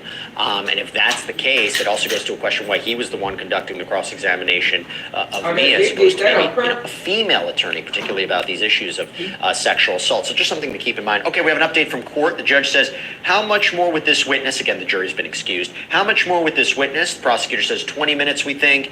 And Jane, who we believe is alleged victim number 2 in this case, and Jane starting late tomorrow. We expect 2 days for her cross-examination. Judge says, so only Mr. Ferguson today? Yes, and if Mr. Agnifalo's cross goes long, may we stay late? Okay. So it kind of gives us an idea of scheduling. We're waiting for Elizabeth Milner to come out. Okay. Candace, we've got a question from Vanessa. Will the prosecution call a psychologist to testify about the abuse cycle and self-preservation on behalf of the victim involved in the abuse and what victims do to protect themselves? Wasn't that Dr. Dawn Hughes, though? Yeah, there was Dr. Dawn only Hughes. one witness they have today. a right to call a psychologist, and they probably will, to kind of contextualize it a little bit. They have a right to give somebody else the chance to explain maybe a different view that was going on. And I think that we will see that happening. That certainly is the expectation, and that certainly would make sense for someone else to get on there. Because Dawn is a very strong witness, even though she was a blind witness. She was able to specifically say what was going on, and I think it made even more impact because if she didn't speak to the witnesses, she really was hitting the nail on the head as to what they were going through psychologically in terms of the trauma bonding and seeing this person as someone above them that they wanted to be next to. I think she made some very good points, and if I were a defense attorney, I certainly would have somebody come up there and speak on my behalf too. We've got a super chat question from Donnie ZTV. Thank you so much for the super chat question. Thank you all for the super chat questions. So here we got a question. I'll throw it to you, Rich. Which 2 out of the 5 could get Puff a RICO conviction? Which 2? So I think the question is, which of the 2 underlying predicate crimes do you think that they maybe have proven or will prove? Remember, there's sex trafficking, there's 4. So again, the prosecution has to prove at least 2 underlying crimes in order to get RICO, that he participated in at least 2. There's sex trafficking, there's bribery, there's forced labor, there's arson, there's kidnapping, there's drug offenses. Which do you think have maybe been proven at this point? I think so far the top 2 I would say are sex trafficking and bribery. Okay. I think the others are more questionable, and also you have the possible argument by the defense that you don't really know that he was directly involved in those. Well, we know today he was. So I think those are probably the top 2 right now. He went to Not arson? Garcia. The Kid Cudi blowing up the car? No? I know, that was, the jury might not buy that story. Also, it's not like he threw in the Molotov cocktail himself, so there's another layer there that you have to He doesn't work have through. to. If this is a RICO, right? It's like a mafia. If it's like a mafia case, the Don it's mafia, have his yeah. fingerprints on the gun. Okay, He so sent I'll tell you people to what, do their work for him. We'll get more into this discussion a little bit. Elizabeth Milner's getting set up. I wanted to ask her not only about the testimony today, but what on earth happened with that outburst in court, and why was somebody else apparently banned from the courtroom? So we'll take a quick break. On, We'll be back with Elizabeth. Elizabeth. Y'all please hit the like button.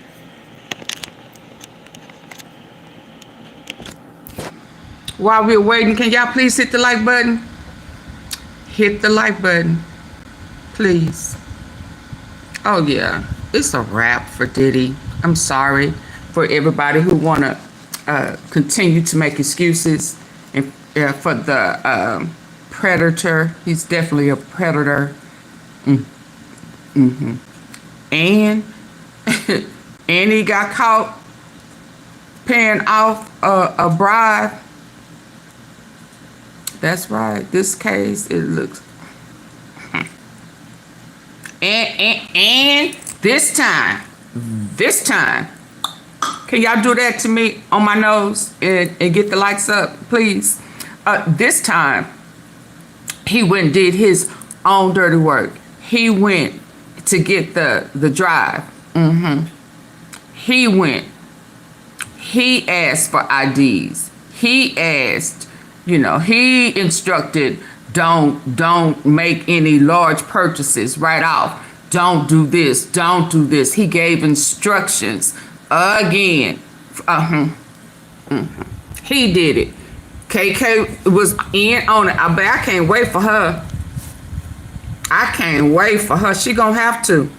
She gonna have to, or she's gonna be hit with being a co-conspirator, which she was. See, that's the thing. People want to say Cassie was involved. Yeah. He involved a lot of people. That's why she became a cooperating witness. For those of us See who the service difference? animals. Yeah, I'm ready for a D-Rock. Share your buddy. And I'm ready for KK. And then to me, the prosecution can rest. Hi, Lori. They can rest. They don't prove so much. They don't prove a lot. Bribery could have been covered with before this. And tax evasion. Oh my God. Oh, that's coming up. And then I do believe if they do not bring up the real freak offs with all the celebs, it's coming next. And I don't, again, people, we're still waiting for Elizabeth. It's still rolling. They on commercial. I still don't get why they don't recognize that these are the same exact charges as Rkelly. Not R. Ira, dirty ass Kelly. And Lord, hi Carolina, Road Dog. And it breaks my heart that his daughter suppressed it as well. Y'all just, the people don't understand trauma suppression. A lot of people. This is just not a one-off. Majority of the people who were victimized early, long time ago, have suppressed it for years. Now, I'm curious to hear what May R. Kelly's daughter come out and talk about it. And I had to find myself on my way to sleep last night, y'all. I really, really, really had to correct my way of thinking about Drell. I ain't gonna even lie. I was kind of mad at her. But Lord, forgive me. All right, welcome back, everybody. So we have with us long crimes reporter Elizabeth Milner, who has been inside that. Come on, Elizabeth. Let's go, y'all. Day of testimony and things that are not even testimony related, including an outburst today, and apparently someone getting banned from court. Elizabeth, it's good to see you. Let's start with what happened here. So you're in court. What did somebody say? And also, I understand somebody else is now banned from being in that courtroom. Talk to us about it.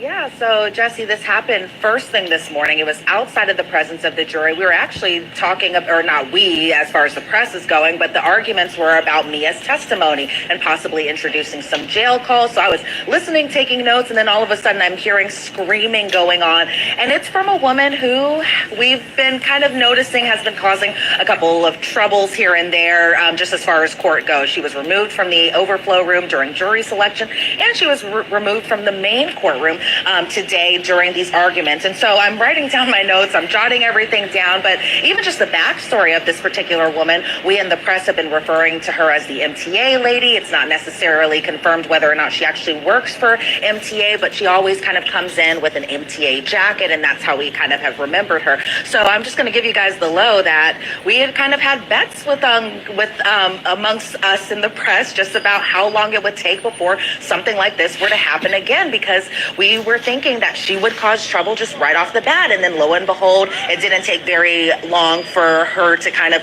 stir up some trouble and for the marshals to escort her out. So from what I heard, it was just cussing, it was yelling, mainly from her, and then I saw just 4 marshals just try to grab her. She was saying things along the lines of, oh, use your gun against me, that type of thing, and she was threatened, I believe, with the taser, but that didn't happen. We didn't see any of that. And so from our understanding is after this incident, after kind of the marshals escorted her outside of the courtroom, as far as what was going on inside for the judge, he went back to business as usual, but from my understanding, she was just kind of dismissed from the courthouse altogether, and likely won't be able to come back in, and likely won't be able to come back in the courtroom too.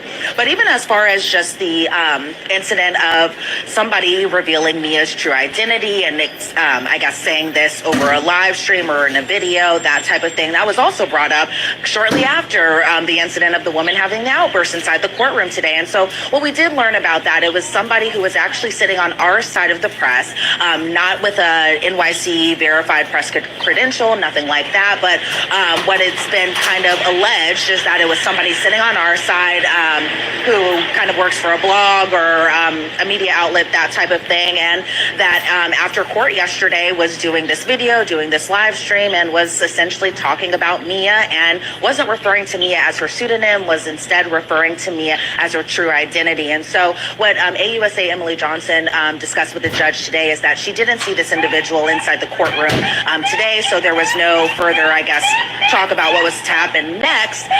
But if this person were to show up once again, then they'll definitely not be allowed back into the courtroom, and I doubt even into the overflow room at this point either. Well, Elizabeth, that is quite a way to start the day. And let me tell you something. We just got a super chat comment from Donnie ZTV. Great reporting, Elizabeth Milner. So there you go. So you got a bunch of fans online. But talking about that, talk to me real quick, because I know you have to head back into court in a little bit. Eddie Garcia takes the stand. Now, you and I talked about him yesterday, because yesterday he was intending to invoke his Fifth Amendment right against self-incrimination. You know, ears perk up. What's he going to say? What did he do wrong? And he was granted immunity to testify. So this former security guard from the Intercontinental Hotel, what were the highlights of his testimony? Well, I thought Eddie Garcia had a lot of highlighted moments during his testimony. So yes, we did see him invoke his Fifth Amendment right as far as self-incrimination goes, just yesterday. And then we saw him actually take the stand today. And so he was questioned by AUSA Mitzi Steiner. And so the basis, or the kind of the meat of his testimony, had to kind of be surrounded by what had happened on March 5th of 2016. Anyone who has been following this case knows that that was the exact day of the Intercontinental Hotel incident. And so what we learned from Eddie Garcia is that he is now 33 years old. However, at the time that this incident occurred, he was just 24 years old. He was working for Securitas, who we kind of know a little bit about from Officer Israel Flores' testimony, who was one of the first witnesses called by the government to testify essentially against Sean Combs, aka Diddy.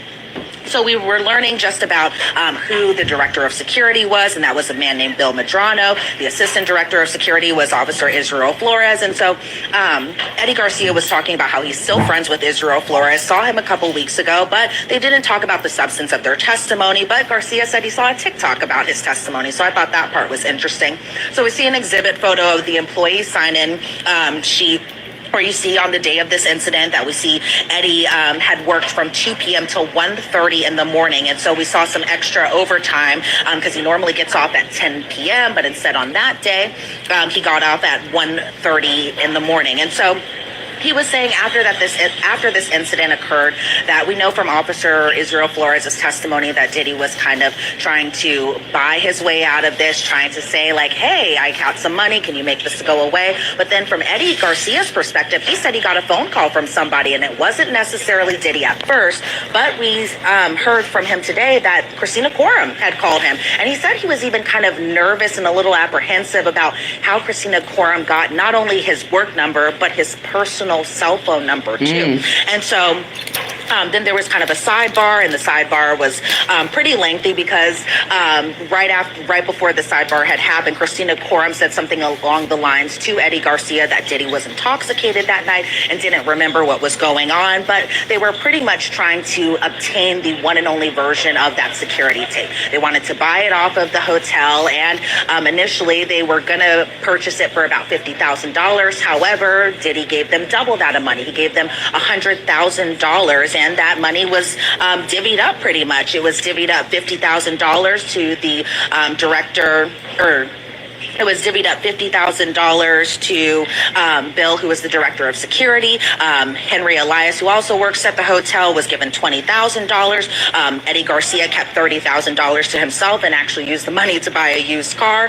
Then we kind of slowly got into what Eddie had to do in return for this money, and that was to sign an NDA. We saw kind of a copy of this NDA inside the courtroom where it was pretty much saying that you're not to discuss this, you're signing away that you are giving away the one and only copy. And as far as Eddie Garcia is concerned, he said the next time he saw that this video, because he thought that he had turned over the one and only copy through a thumb drive to Diddy, he thought that was done. He thought that this incident was over. He was going about his business until he saw the video once again playing on CNN. And it's a video that a lot of us have seen at this point, and possibly even some jurors too.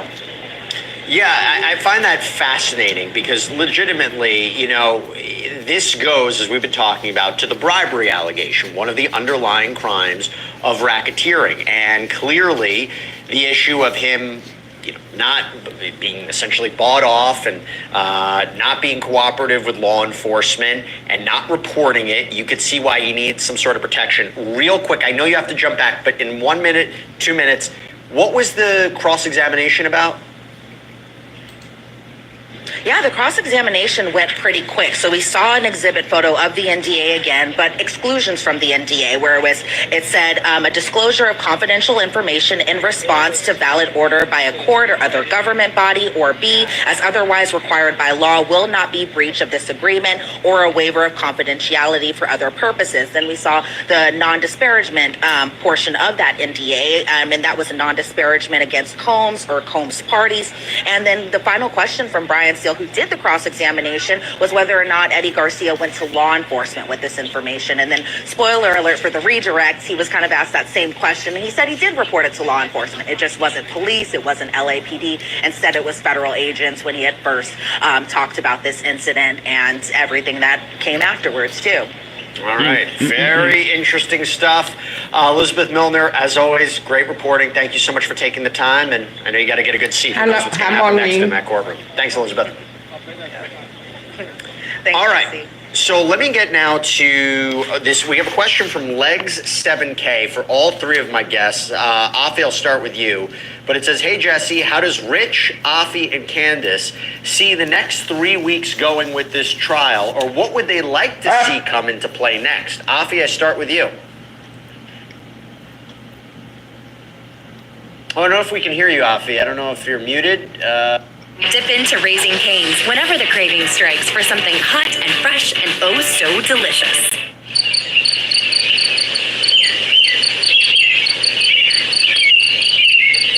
Start with you.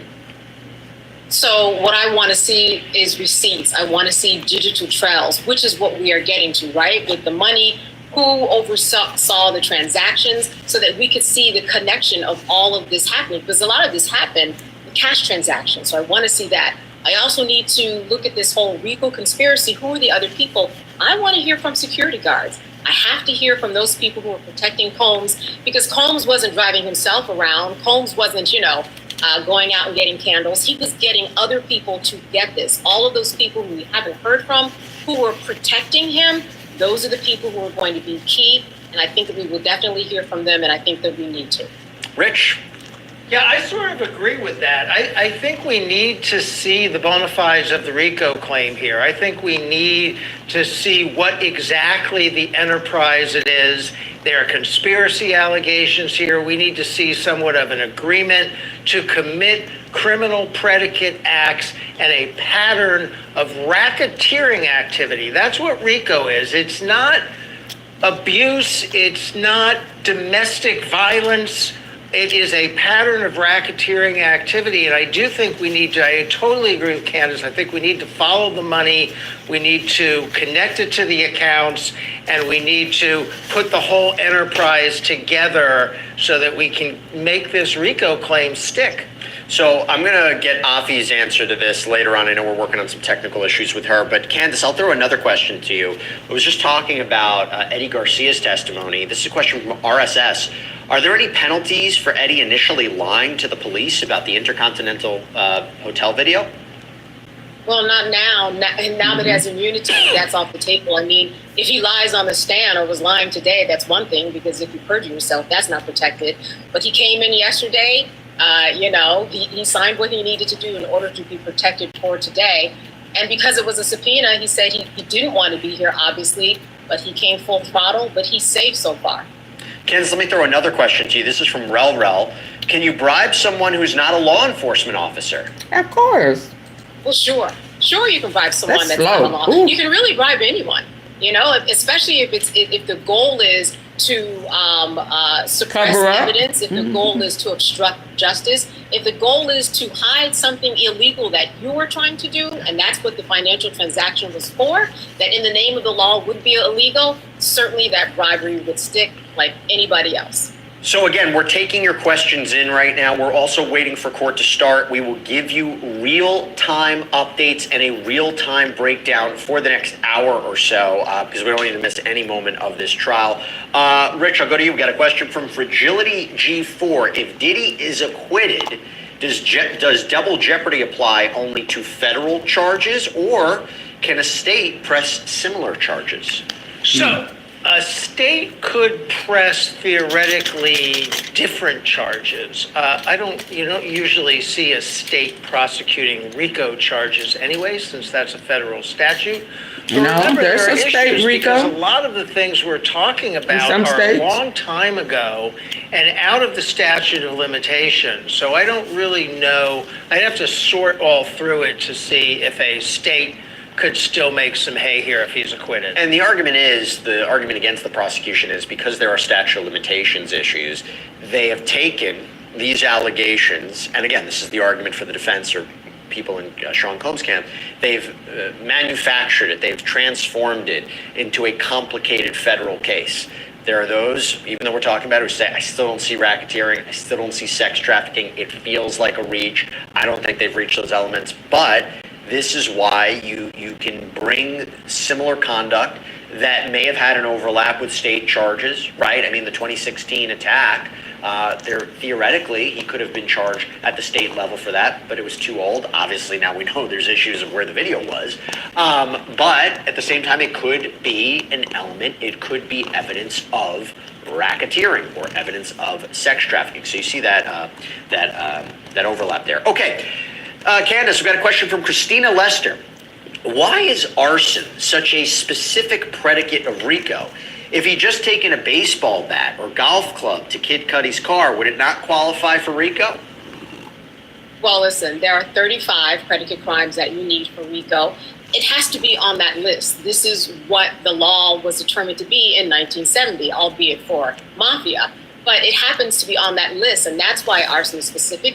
It is a very serious crime, right? It's not a misdemeanor on any level. So because it's so serious, and because it was involved with so many people in terms of when you look at it at a mafia level, it made the list. It just has to be one of these things on the list, and that's why it's important. It has to be on that list. I've got a question here, Rich, from Lisa. This is a great question. KK, so Christina Courtroom, Sean Combs' former chief of staff, right? The head of the personal assistants, I would say. This is somebody who I actually In other words, he would have been better off if he would have took her back to it. KK has now been It would not have been a part of the RICO. trying to get the tape and calling the security guard. Is she part of RICO? and will have to get immunity. So will she testify? I don't know if she'll testify. That's an interesting question. I don't know if they've offered her immunity to testify, or theoretically, if she hasn't been offered immunity, she might plead the fifth instead of testifying because she would be implicating herself. So I don't actually know what's going to happen. But she's very clearly part of what the prosecutors are painting to be a criminal enterprise. She's the chief of staff. She is, in theory, carrying out his mission. Whatever, She's the person who's going to or whatever. find this She was charged videotape separate. so that he can retrieve it because they know there is very bad evidence out there. AunTeaFee, I think you're back with us. Can you hear me? Oh, we still can't hear AunTeaFee. Okay, we're working on it. AunTeaFee, we're working on it. Okay, we'll get AunTeaFee in a little bit. Okay, let me continue the questions. We have a question from NLindDK. So I'll throw this to you, Candace. Any chance they're going to look into the lady that got kicked out? This is exactly what we were talking about with Elizabeth. You know, the lady that got kicked out, this is the one, well, which lady is she referring to? I'm assuming the one from the public, the one that they call the MTA lady. You know, if you stand in line with some of those people, you will see that these people are very, when I say these people, the public, they're very energetic. They're very supportive too of Sean Combs. And I think that as we get closer to the end of this trial, you're just going to see a lot more fervor for them because they just want him to get off. And I think that and it's the going worse to it mount up begin to even look, more. But to answer the exact question, you know, will we hear from her? Will she be the more subjected to some agitated type they of get. question? I would love to hear from her. I was, you know, a part of the court. I just want to hear what, you know, what she's doing, what she's about, and see what she's about. That's what I would try to do because it's kind of suspect that she's coming in there. She was obviously a supporter of Sean Combs, by the way. She said, they're laughing at you out there, and this is a very serious matter.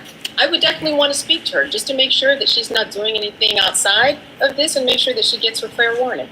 I gotta say, these sketches are something else. I mean, these sketches, we can put it up again. These sketches of her are just like something else. I was watching them as Elizabeth was talking about it. I mean, my gosh, really captured the moment. Okay, I have a question for you, Rich. This is a great question because I believe this is one of the reasons there's so much interest in this case. There's been so much to be a part of the Sean next Combs freak out if he get out. Nikki K.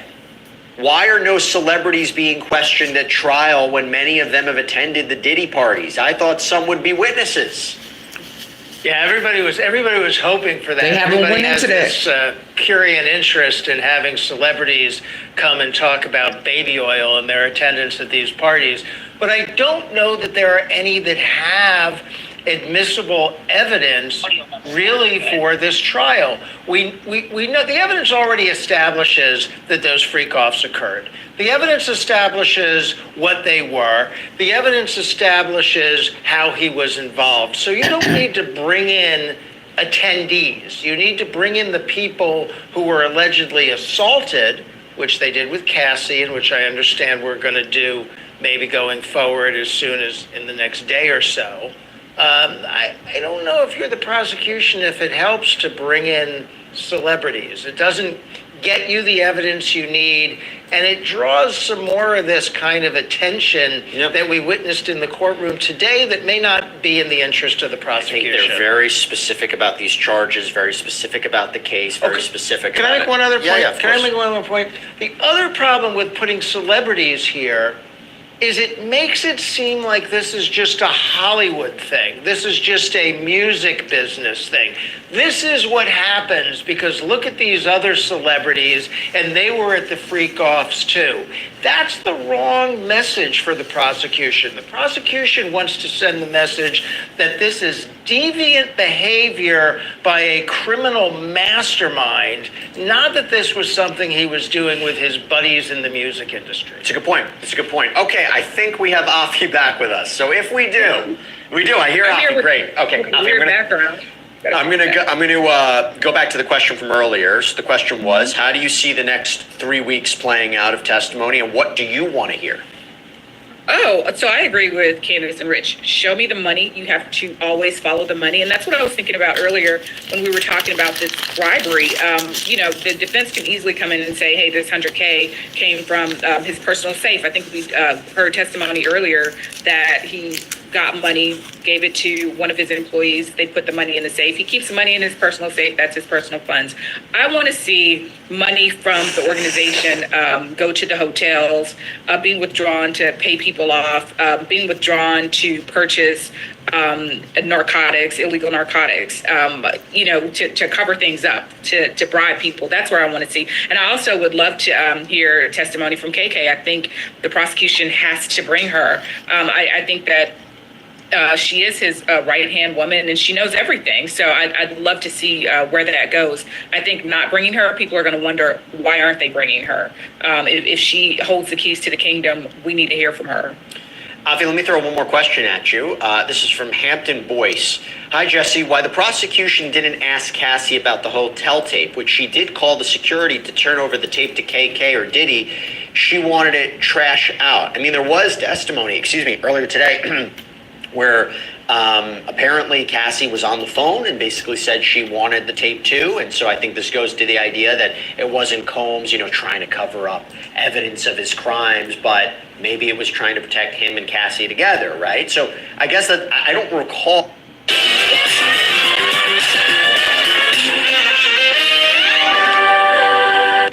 This is Litter Robot, the highest rated self-cleaning litter box that removes the chore of scooping. I think we can also, the fact that this would be very damaging to her. It makes sense that she wouldn't want that tape out there. But also, I think if we can go back to the testimony of this psychologist, we know that Cassie was under his thumb and she was under his psychological control. She was definitely a battered woman. So she may have even been threatened or may have even been politely asked by Combs, hey, call this individual and say, you don't want this video out. Combs may have thought that she, as a young woman, may appeal to him even more and beg that, hey, please don't put this video out. It's going to be damaging to me, and don't even worry about Sean, but it's going to be harmful to me, my future, my career, my reputation. My family is going to see this. So I don't know why they didn't ask her about it, but it makes sense to me that she would call her, that he would get her to call and say, hey, do this deal. Don't put this video out or destroy the video. So, Candace, we got a question coming in about alleged victim number 3, who I believe is referred to as Gina. There's been this whole conversation about whether or not she's going to testify or not. There was a back and forth a couple weeks ago where the defense said she's basically not a part of the case anymore. The prosecution kind of objected to that. But Enlin DK says, why not bring Gina, or at least her testimony in, make her plead the Fifth and give immunity too? Wouldn't it prove she's scared or paid? If she doesn't, get the victim part, and then it kind of gets cut off. But I guess there's a lot of different points to that. I'll allow you to jump into how you want to discuss Gina or alleged victim number 3. Sure. Well, Jesse, that's a very good question that everybody's asking. Where is she? Where is her attorney that's also been on the table that nobody has been able to contact her? What I thought was very interesting was that the defense said, hey, listen, she's definitely not coming. It brought up the question, how do you know? I mean, I don't know what's going on. Nobody knows what's going on in terms of why she's not presenting herself, because she does have options. She has options to come there and plead the Fifth. She has options to come there and get immunity. She has so many options, but where is she? That is the question that nobody can answer 100%. We can only kind of project or kind of guess what she is. I don't know if there was some other deal that was going on, but the defense was 100% sure that she is not coming. Got another question from Shop Girl. Hi, Shop Girl. This is for you, Rich. Jesse, in trying to understand these charges, is the paying offs of security guards with Christina Corman guards present racketeering? No, not by itself. It's a predicate act. It's bribery. It is a predicate act that is part of, again, the RICO is a pattern of racketeering activity. You need to show multiple illegal acts. Candace was talking before about how they have to be on that list, but you can mix and match. You can show bribery plus arson, for example. In theory, you only need a couple, but also you have to prove that it's a pattern. So a couple may not suffice. Interesting. Okay, we got more questions coming in. Keep them coming as we wait for this testimony to continue. Afi, Alexander Mateo asks, how do you follow the money and get it to stick if the bribes were paid in cash? So the bribes may be paid in cash, but that's what I was talking about. I want to see the withdrawals. And, who is the COO? Who is their accountant?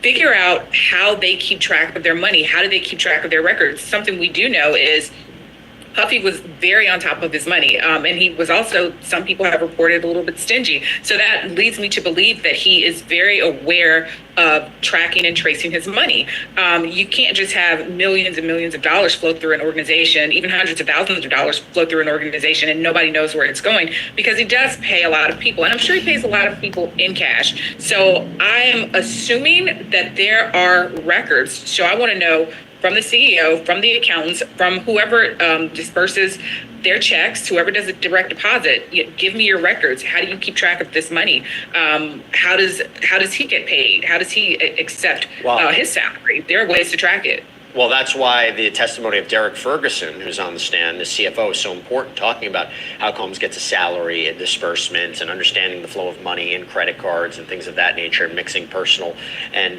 company resources. This is a question I'll throw this to Candace. This question from B. Isn't the son's mom being in the court give them access to who's testifying and allowing them to release those videos like Mia's and maybe bribe jurors too? I mean, this is assuming a lot and making quite the allegations, but I guess it goes to the point of, the defendant's family and friends could be in that courtroom seeing the testimony of a witness who's testifying under a pseudonym. Is there a security concern, to say the least? Well, listen, if they follow the judge order, unlike the blogger did, then they should actually be fine. I mean, certainly they are out there, and I'm sure that they're speaking highly of their father, but so far they haven't done anything wrong. And if they do, the judge will go after them, and they certainly don't want that. They sit in court, one of them leans on his, on his grandmother's head. It's actually very supportive for Sean Combs, and I really don't see that anything would be done like that was done as it was today with the blogger. So I have two questions from Christina Lester. So Rich, the first one is, if he's found guilty, what is the turnaround time for sentencing? I think at the federal level, you're looking at 75 to 90 days from conviction to sentencing. Maybe I'm wrong. Maybe someone can jump in. But also, let me ask you this. This is from Christina Lester. It was mentioned the other day that previous acts of violence can only be introduced if they fit an MO. Why do some acts of violence fit an MO but not others? Well, that's a good question. So first of all, I think you're right about the timing. I think it's 2 or 3 months. I would have said, you said 75 to 90 days, but it's the same thing. The act of violence has to be similar to the act of violence in the case. For example, if he got in a fist fight with a classmate in elementary school, that is not anything like spousal or domestic abuse. It doesn't fit the same kind of thing. And it is not probative of his propensity to commit violent acts, and it is prejudicial to show something that is too far afield. So at the end of the day, that's a judgment call by the judge, although there's a lot of legal precedent on these kind of things that a judge can turn to for guidance, but it has to be sufficiently connected. We don't, as a general matter, prove criminal cases by propensity. We prove them by showing that they happened. Afi, question from Blessing Eek. Why did the Intercontinental Hotel settle with Cassie for $10 million? Did she sue that? Did they pay her cover up the fact that they accepted a bribe to bury the video? I mean, it became a point in her questioning because she had, a $20 million settlement with Sean Combs. Then she's expecting to receive $10 million from the Intercontinental Hotel. Obviously, the defense would be amplifying that to say she has a financial incentive to go after Sean Combs and testify against him. But again, why did the Intercontinental Hotel settle with Cassie for $10 million as reported? That came out of nowhere for me. I'm assuming it's because of Respondent Superior. Their employees and people that they entrusted did this deal, this illegal deal, and they have to take responsibility for that. That's the thing that immediately hit me. Rich, litigator, question on that? Yeah, well, I think first of all, we don't know all the facts. So it may be that there were other allegations about the hotel's failure to provide security, the hotel's failure to prevent this act of violence when it allegedly occurred, and certainly the hotel participating in the destruction of evidence for receipt of a bribe. She would have a civil claim against them one way or another, and I guarantee you the hotel wants no part of that litigation. They don't want to be in a lawsuit. They don't want to claim against it. They don't want a trial. They would pay some sum of money in a heartbeat to settle even the threat of that litigation, $10 million. Candace, we are getting... Can I jump in? Sure, yeah, sure, Traffy. Oh, is it Candace? Oh, Candace, yeah, sure, Candace. Yeah, I was just going to say very quickly that, when you go to a hotel, that they tell you in the paperwork that you sign that it's a safe, secure place. And I just don't think that was met. That was a very big part of their fiduciary responsibility that was not met. No, that's a good point. And let me just throw another question to you. We got this from Lily Gazarian. This is one we keep getting a lot of times. So Candace, tell me what you think about it. Hi, Jesse. If he's acquitted, can he sue all these witnesses for defamation since they testified against him? So listen, whenever a witness takes the stand, they are protected, they have privilege, because or else how will you get a witness to say anything? Because some things that they're going to say, other people in the courtroom are going to perceive as not true or true based upon what they are perceiving at the time. If we were allowing people to sue each other for defamation inside of the courtroom, justice would never happen. So they are protected when they take the stand. Defamation as we know it outside in the public venue, it doesn't apply when we are talking about what's going on inside of the courtroom. And that allows witnesses, that allows everyone to put their theories out there and to put their recollections out there as best as they see without getting in trouble and without getting sued. Got a question from Vanessa. Can you plead the fifth if you've been subpoenaed? Yes, obviously that's similar to what happened yesterday with Eddie Garcia, but it was offered protection. Okay, I've got a question here for you, AunTeaFee, from Midnight Gamer 92. Does Mia's identity being leaked mess anything up in court? I think it's important to understand that it's really hard if you are saying that you're a victim to get on the stand, because you're going to be subject to a lot of scrutiny. And I think it's important that we focus on the fact that the prosecutors promised her protection. Her identity was supposed to remain anonymous. And I think that's a problem for because that's how they were able to get a video for people who allege that they are victims. Video, and as we're looking at somebody the screen right now, we're even seeing a picture, a depiction of her. Blonde hair. She's a white woman. We know her size. We can easily investigate and find out who she is. I think it's going to be a problem for the prosecution for future people who say that they've been victims of crimes. And if we can also talk a little bit about Steele and the way he questioned her.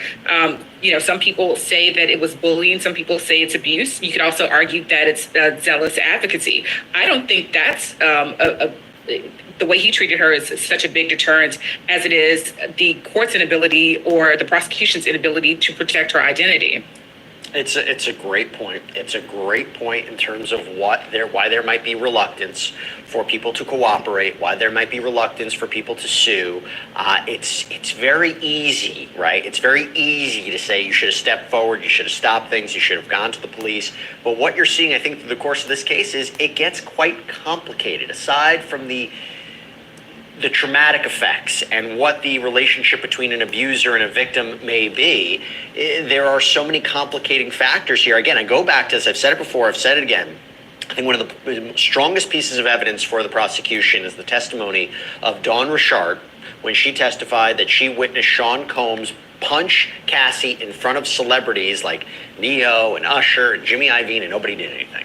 Right? I think the only testimony we had about somebody actually intervening was Deontay Nash and Mia, right? So when you think about that, and the jury thinks about that, Cassie's in this position where nobody's protecting her.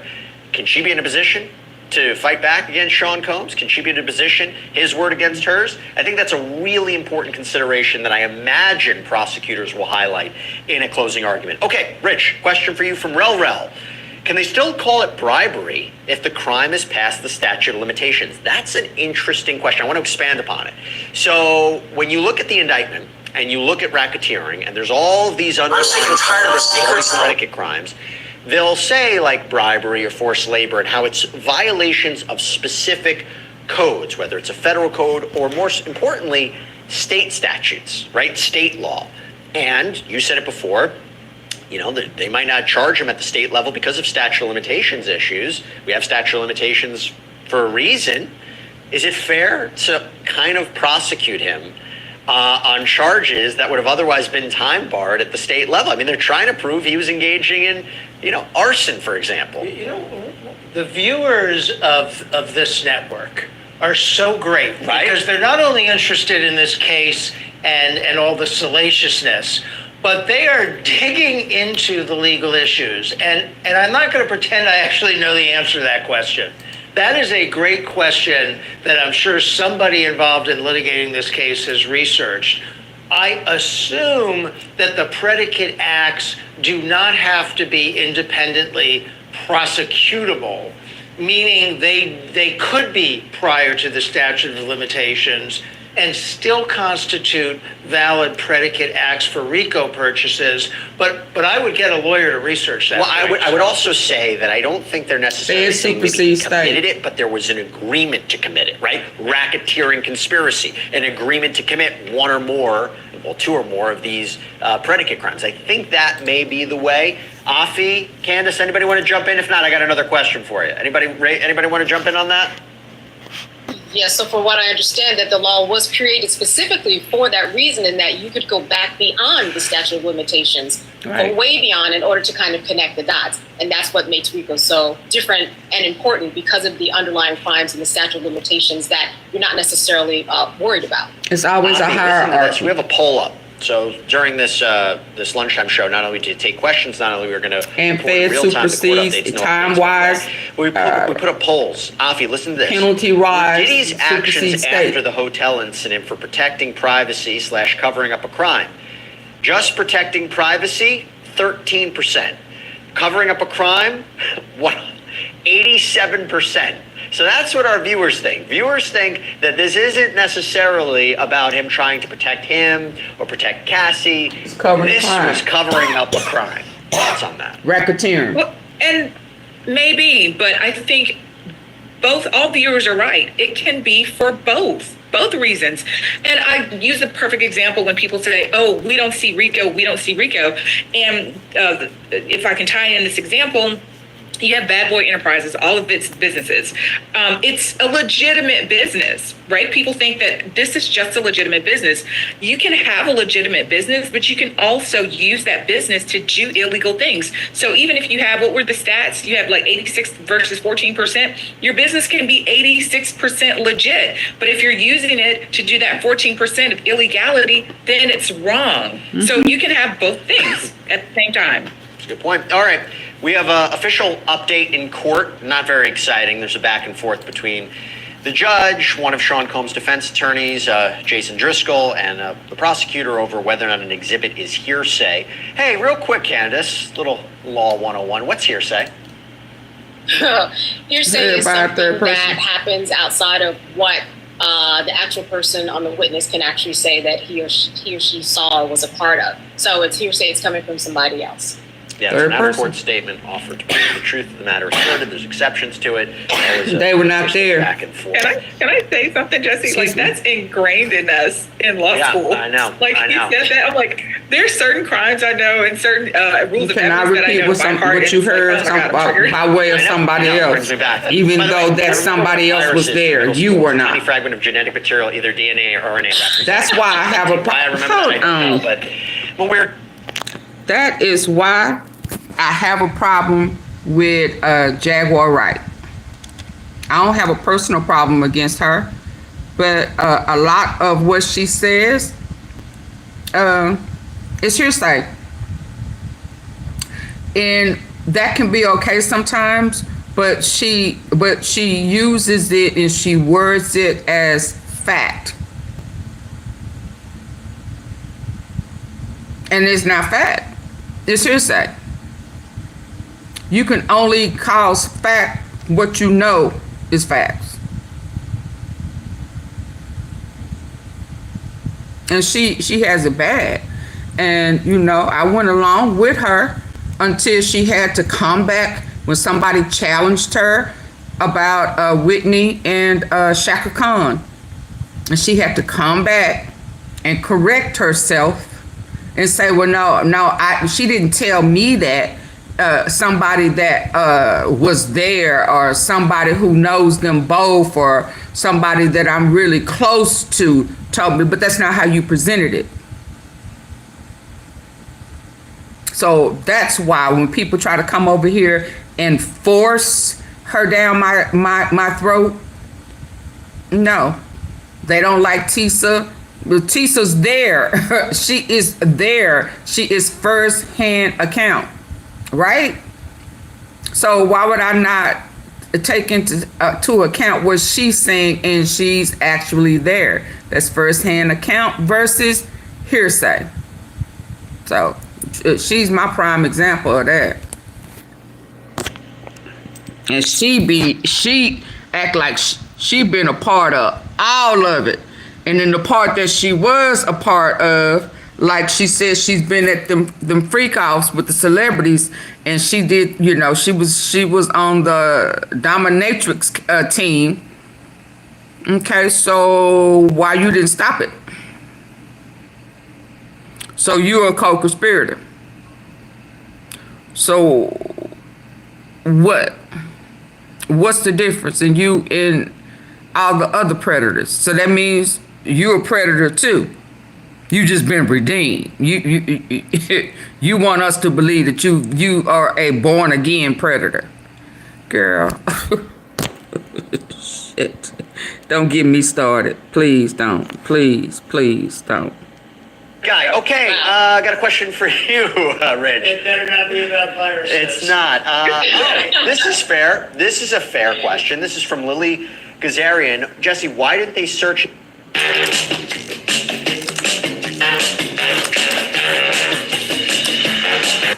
don't know what they tried to search. I don't know what they were able to get search warrants for. You know, there's a limitation with what some judges will let you do. You need to show a good faith basis for going in there. So I don't know the answer to that.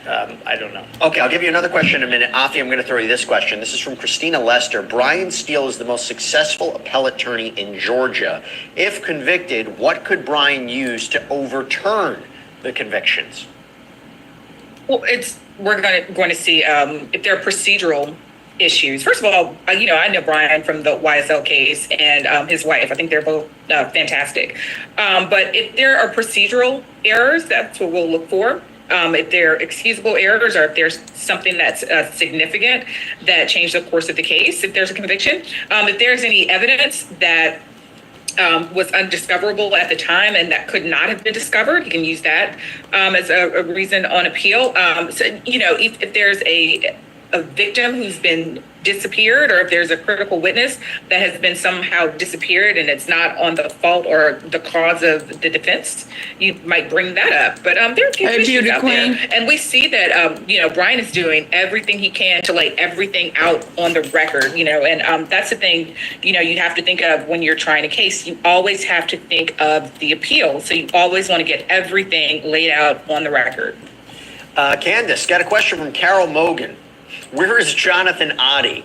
So for anybody who doesn't know, right, Jonathan Oddie. Where is Jonathan Oddie? The guy from 2018 who allegedly shot up a Trump property. At the time he was questioned by authorities, he said out of nowhere in his interview that he was a sex slave for Cassie and Sean Combs. At the time, people were like, what on earth is he talking about? Investigators completely ignored it, said that he took a settlement. Well, what happens? All these years later, boom, he gets brought up at this trial. Cassandra Ventura testifies about Jonathan Oddie's involvement in these alleged freak-offs. And maybe he has involvement also in having some tape that he was going to release.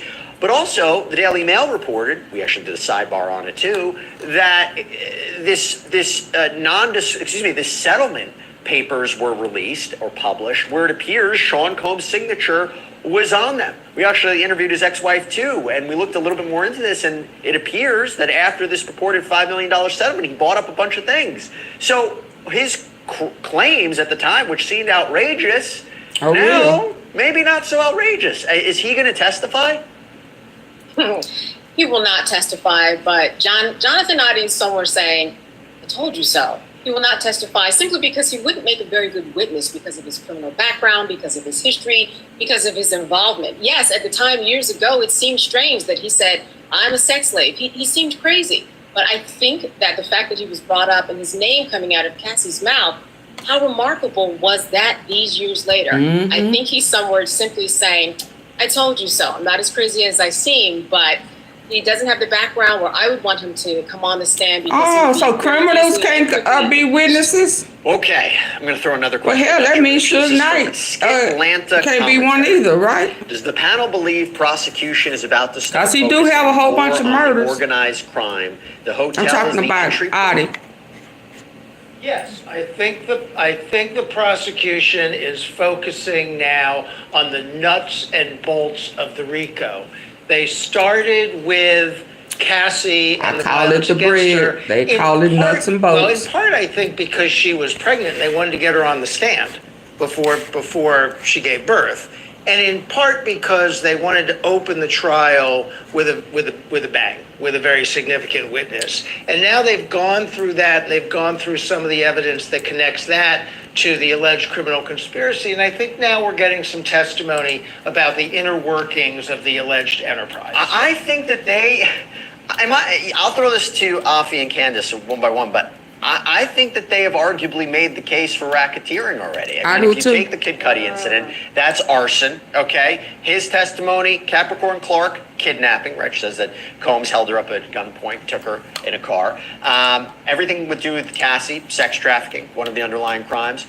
Assistance supplying him with drugs, particularly for these freak-offs. If we accept the fact that these are these are crime scenes, that goes to the... Girl, you don't already say you like old boy and his wife. Today. I'm not saying proven beyond a reasonable doubt, but what I'm saying is I think they've at least established all the points they need. David James, one of his assistants, saying, when I was brought in, I was told this is Sean Combs' kingdom. We're all here to serve it. Common enterprise, common purpose, right? I'll start with you, Candace. Am I wrong? 90%, I think that they've made the case. I mean, as I've said before, I think they could make the case with just, Capricorn Clark and all the things that she's talked about. But I also think that they do need to kind of they've got the shoelace on, let's tie it up. And, Maureen Comey, she talked about this chart that she is going to introduce that talks about the hotels, the digital receipts, and the dates and the texts. I really want to see that just to get to that 10%, but I definitely think that they are on their way at 90, and we just need a little more information, and that's what this next week and a half is going to be about. AunTeaFee, I'll throw it to you. Yeah, no, I think they've done their job with respect to the forced labor. I think Capricorn Clark was a clutch witness. So definitely the forced labor, definitely the bribery. Not so much with respect to the arson yet. And I think it's, it can go both ways with the sex trafficking. I think you need a little bit more to tie that in. Or in closing, you can tie that up really well. But as we know right now, I think that they have a little bit of a ways to go. But all you need is two, lady. The bribery and the forced labor, they're there with that. Updating court, the judge says the objections are ruled. How are we doing on the compilation video? Defense says we still object. The judge says, but the compilation is put together. Yes, the prosecutor says we would like some material to be taken down and other relief. This may be compilation video from the hotel security. Not entirely sure. I need a little bit more emphasis on that. Hopefully we'll figure it out. Okay, got a question for you, Rich. Shy asks, shouldn't Combs bring down the others in the circle? Shouldn't he take the stand? Well, those are two separate questions. No, he should not take the stand. I can't imagine in a million years he's going to take a stand. I don't know. I mean, I can't even think of why you would put him on the stand and let him be subject to cross-examination on all of this. Whether he wants to bring down the House, if and when he determines that he's going down, that's for him to consider. I can't give him advice on that. So one of the things, by the way, about that compilation video is, CNN had published the surveillance video. We all saw it last year. It might have been compiled from multiple camera angles. Again, March 5th, 2016. And the question is the accuracy of it. What does it actually depict? Was it distorted in any way? And so there might be more of a conversation about the compilation video that would be shown to the jurors. So we'll get a little more question about that. Okay, Candace, Mary Smith asks, do you think that the jury watches about the case? Well, I'll tell you one thing, they shouldn't be watching this in the lunch break, but do you think they read or watch anything about the case? Serious question. Yes. I'm hoping that they do not. According to the Sixth Amendment of the Constitution, we all have a right to a trial by a jury of our peers who would not be doing something like this. We had 2 weeks of voir dire to make sure that they would not do something like this. Does that mean that they are in the grocery store and hear somebody's, car next to them and they're listening to the case? Not necessarily, right? Or possibly that might be the case. But I don't think there's anything intentional, and I would hope that there's nothing intentional. Please. But I think because this is just permeating everything, there is a chance that they might hear something. There is a chance. We have They a should have question been here from sequestered. Lucifer. AunTeaFee, this is, what happens if Diddy doesn't win his legal battle? Are there financial consequences in store Yeah, for he him? If loses so, what kind of everything. penalties could he face, and who would benefit from them? I'm really not taking a call from the devil. That's what I'm on about right now. Yeah. Well, it's spelled differently. It's spelled differently. Perfect. Yeah, it's spelled differently. Perfect. That's all I need. Okay, so the financial penalty. So we've seen that they have they've frozen all of his assets. So I think that's a huge penalty. They're freezing all of his assets and taking those assets to pay any fees that he may be assessed, but also to pay back any victims. So he's got his empire that's pretty much at risk right now. And I don't know if even before this happened, my first thought or advice would be like, how are you setting up your children? Because you've got, at least 6 children that you've got to care for. He should have thought about that before he became the his empire is president. at risk right now. And can I run back and say something about Mia's testimony, Jesse? Sure. I was thinking, and this is, I was triggered by something that Rich said when we're talking about him testifying, and it's 100% right. Please don't get up on the stand. I know his attorneys are saying don't get up on the stand, but one of the best things that I think came from Mia's testimony, even though she was, it was pretty damaging. If y'all I think, believe to the in it, why? prosecution and with respect to their credibility with who they're bringing up there. But one of the best things she did was open the door to be able to play that prison call that Diddy made to his sons saying, hey, and he was still just leading everything. Hey, you need to put this out. You need to put this out. You need to show people who I am. If that's allowed, I don't know if it's been allowed or ruled on yet. That's going to be one of the best things that came out of her testimony, because like Rich said, he's not going to testify. So we're not really hearing his voice. And if the only time that we hear his voice is from this recorded call while you're in custody, and while you're sounding like a champion and a leader, and maybe even arguably menacing, that's going to be powerful. I mean, over the past few months, he's been accused of doing a lot from behind bars. So I was always curious if that was going to be introduced into evidence. Also, whether he was manipulating the contact services to reach out to people. I mean, it always became a question of what would be able to be brought in. Got an update from court. The judge says bring the witness back. So Mr. Ferguson, the CFO, is back. The prosecutor asked, Mr. Ferguson, before the break, we were discussing these bank records. What is 207 Anderson LLC? That's Mr. Combs' property in Alpine, New Jersey. What's the mailing address? 1710 Broadway. All right, I'm going to give you a question here. You ready for this, Rich? All right, let's do it. Another question from Shy. Please explain RICO. You want me to? I'll take a break. Come back. Yeah, somebody else had to explain hearsay before, so I got to do RICO. So, RICO stands for the Racketeer Influenced and Corrupt Organization. What's How many times do people have to hear that? Keep in touch. No, you don't. I don't. And In order to prove a RICO violation, you have to show a criminal enterprise, and you have to show the defendants using a criminal enterprise to commit a pattern of racketeering activity. Racketeering activity really means illegal acts. There are certain illegal acts that are enumerated in the statute, and you have to show that this enterprise is used. And just think of it when you think of the mob, right?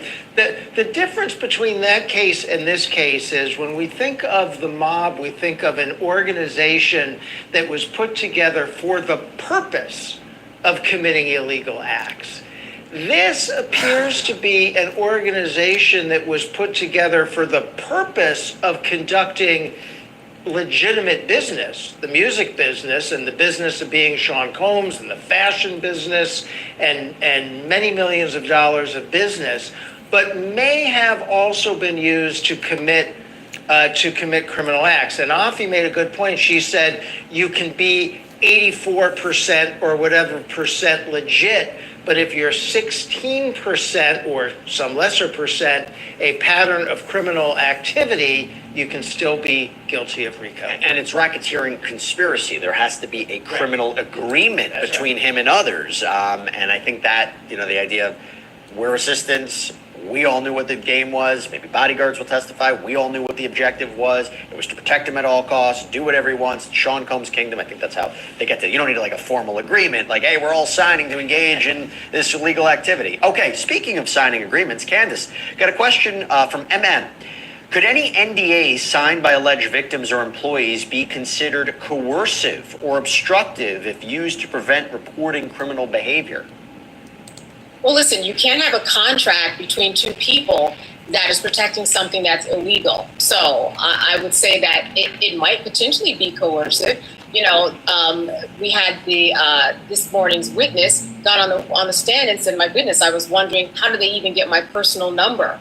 And he had people calling him. So that might be a little bit coercive, but in terms of that actual agreement, if it's trying to protect something that's illegal, it is not going to stand up to what a bona fide contract is anyway. All right, so we're coming to the end. Now it's time for me to ask each of you who you think's winning this case. I'll start with you, AunTeaFee. Who's winning the case? Well, she don't want to say. There's two sides. Legally, from my perspective, I think the prosecution has already made their case. At least, I think. What did I say with respect to bribery and forced labor? They met those two predicate acts already. Okay. But with the ad-hoc jurors and with the jurors that are in the courtroom, those are the ones that matter. I don't think that they've completely made it yet. I think that they have a lot of dots that they need to put together. If they proved it, they just have to explain that to the jury. They still need to show us the money. They killed me. And they need to really, really explain, and they can do that in their closing, what RICO is. Because again, like you said, Jesse, when we think of RICO, we think of the mob and we think of an organization that is there primarily. I think of Rkelly. We don't really have that here. And I think the jurors and the at-home jurors, us, think of, hey, this is a guy who's done some really bad things, but is this RICO? So I think the prosecution's made their case, but they still have a lot of work to do. I think it all comes down to closing arguments and how they actually, like you said. And look, the benefit for us and the people who are watching are, you have a question, we'll answer it, we can research it. The jurors might be saying, I have no idea how this all connects, how this witness today connects to this witness from last week. Candace, who's winning? Well, I think that the sex trafficking has been established. I think that the crossing someone for state lines for purposes of engaging in prostitution has been established.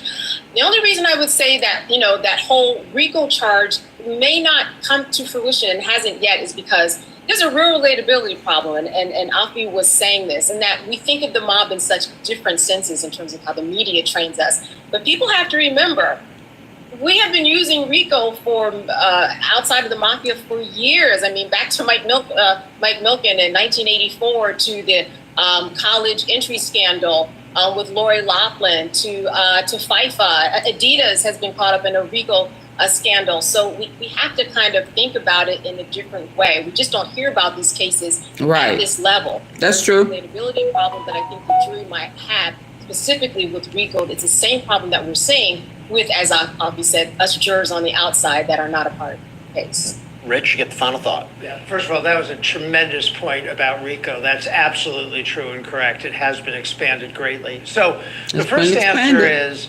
that the prosecution has established enough to get past a directed verdict. This case will go to the jury, I believe, on all the charges asserted, right? There's that gatekeeping element at the end of a trial. The defense can challenge whether or not the evidence is sufficient to get to a jury. Clearly, the evidence is sufficient to get to a jury. Now, when it's with the jury, they have the problem of convincing the jury that all of the elements of all of the highest crimes have been proven. But I will say, they've made a pretty compelling case that this is a bad guy.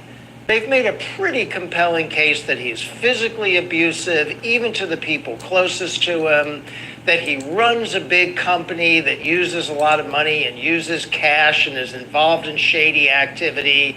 They've done a pretty good job, I would think, of priming the jury to find one or more crimes against this defendant. And also there's the human element, right? They're not supposed to do this, but they may hate him at the end of 8 weeks, and they might not look at the evidence, they might not look at the law, and they might convict him based on the fact they say, what a bad guy, we're going to convict him of something. They shouldn't do that. They're not allowed to do that. But these are human beings, and they're hearing a lot and seeing a lot during the course of these 8 weeks. Okay.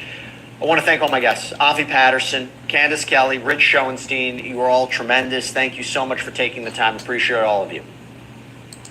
Thank you. Great to be here. Thank you so much. Now, everyone out there, as I say, we're going to do these lunchtime shows for you every day. You guys are amazing. Thank you so much for the incredible support, the incredible questions. I do want to let you know that later on tonight, we have 2 big sidebars coming out. One of them, again, is Elizabeth Milner's full recap of the entire day's testimony, what happened not only on the stand, but also what happened in the courtroom, how's the jury reacting. I hope everybody can check that out. And also, we have this special episode where we're going to ask, has the defense, when they've been questioning these alleged victims, have they been engaging in victim shaming, bullying, or are they presenting a legitimate defense, raising legitimate questions for the jury? I think that's going to be a central question for the jury when they ultimately go back to deliberate.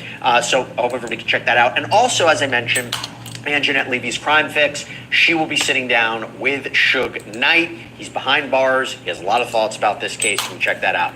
I'm Jesse Weber. Catch you next time, everybody.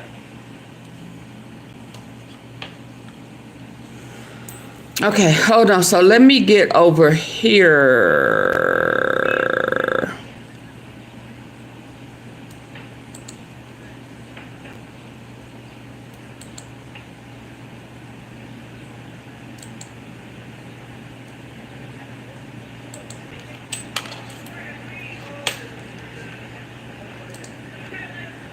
Okay. Oh boy, here said, let's listen over here where the good stuff at. Jim Carrey was the one to predict the entire Diddy downfall. He made some jokes on the Jimmy Kimmel Tonight Show back in 2010, and that was all we needed to hear. Just watch. Hi, Divine. To blow the lid off it, to be the whistleblower. I'm sick and tired of the secrets and the lies. For years now, talk show hosts, people on television, people in sitcoms have been hired by the government to throw you off the track, to distract you, to make you laugh and stuff like that, make you happy and docile, so you don't know what's really going on. But this is where things get really strange, because just like Jim Carrey was trying to tell us, the government uses celebrities as a way to influence us one way or another. And the most recent example of this that I was able to find was this episode of The Ellen Show, where Ellen was clearly told to shit on this one small business because of how much of a threat they are to this corrupt industry. And Shark Tank, of course, it's been on a long time, and you can kind of tell by what they're falling for now. Tropical Rush is our best seller. There's a base of menthol and peppermint in all of them. That's really good. Next week on Shark Tank, an intervention. Now, she was seen attacking this company called Boom Boom because she, just like the elites, want us to keep reaching for these chemical-filled products where we can't even pronounce the ingredient. Oh, okay. Or Boom Boom on the other. Hold on. Let me get to this over here. I got too much other stuff I gotta get to. 50 Sensei, forget that. Forget that. That one time they were in the studio and Cassie was making Diddy some eggs, and Diddy came downstairs. Can we play some here? What do you want to do? This is a snitch platform. A snitch platform? What? Is this where I'm trying to go? Come on. It's blank screen. Maybe it's not ready. Hold on. Hold on.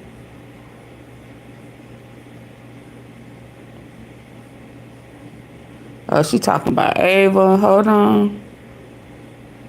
I'm trying to get to...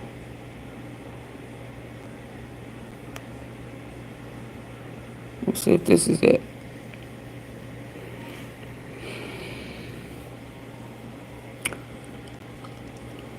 It says she breaks her silence. Let's hear what she say. A former member of Sean Diddy Combs' team is speaking out. As the embattled record producer awaits a federal trial on sex trafficking and other charges to which he has pleaded not guilty, his former chief of staff, Christina Courtroom, is breaking her silence.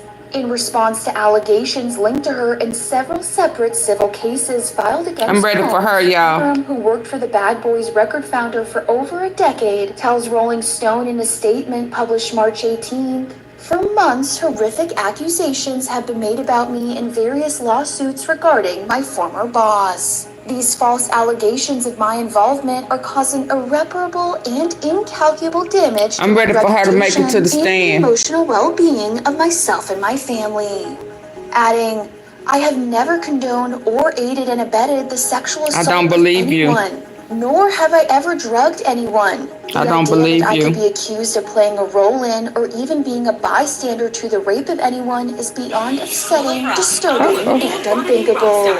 She ends her statement saying, "This is not who I am, and my heart goes out to all victims of sexual assault. I am confident that the allegations against me will be proven to be untrue." The 38-year-old is named as a defendant in at least 3 civil lawsuits filed against Combs. In one case filed in February 2024, producer Rodney Little Rod Jones filed a $30 million lawsuit in which he dubbed Courtroom, quote, "the Ghislaine Maxwell to Sean Combs's Jeffrey Epstein," And a former hotel security referring guard. to the late sex offender's former girlfriend, who's currently serving a 20-year prison That's sentence who she for is sex right here. trafficking. E-News has reached out to Courtroom's rep for comment, but hasn't yet heard back. Meanwhile, Combs' legal team has previously told E! News that their client, quote, "emphatically and categorically denies as false and defamatory any claim that he sexually abused anyone."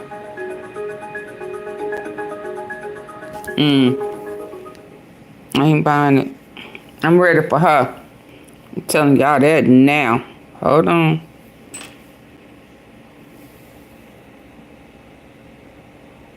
Oh, I should have labeled these. Oh my God. Ugh.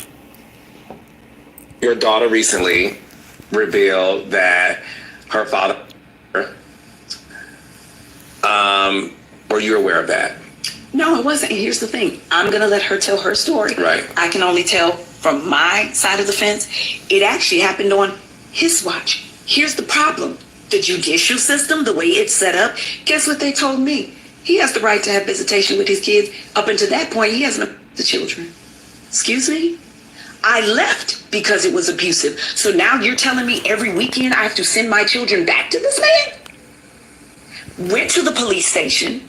My dad, my bonus mom, my best friend. When my daughter called me, and now when I look back, I'm like, I believe that's the night that it happened. She called me hysterical, like, Mama, come get me. I want to leave. I don't want to stay here. I don't want to sleep here. You left her. I'm trying to think. Somebody hurt you, did somebody say? Not thinking him, mind you. So I go to the police station, Oh like, my my daughter has called me God, and you in complete left her. distress. I want to Oh go my get her. God. Guess what the law told me, Carlos? And for all of y'all to stay on my page and got so much to say about what I did as a mother, guess what they told me? Ma'am, you can't go to that man's house. If you jump that fence right now and he tells us to arrest you, we have to. It's trespassing. Unless we have a warrant. I think I would have took that chance. I ain't gonna even lie. To tell us to remove her from the house, and even if she does, she's going in child protective custody. Ma'am, you cannot go on. I think at that point, that made for a day or two to get him up out that house, that's what I would have chose. But listen, And I'm trying, Lord in heaven knows, I'm trying to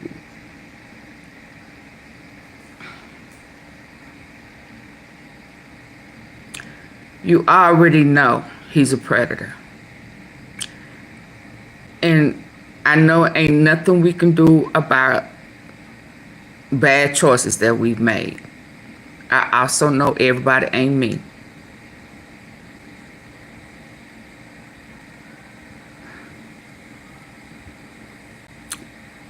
Before you married him, he was already a predator. He had already been with Aaliyah and she was 15. By the time this happened, there was already the little girl, Sparkle's niece, that he did, the videotape was already out. You knew he was accused of being a predator. You knew he had predator ways. Okay? You've said that when he tried to initially come to you, you was still a teen. That's what you said. So any type of excitement coming from your child saying, I don't want to be here, Mama, please come get me. I don't give a...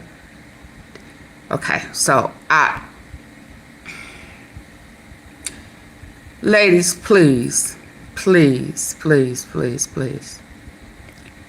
If there are any accusations of a dude that you like, the dude that you... Please don't trust, please don't marry a predator.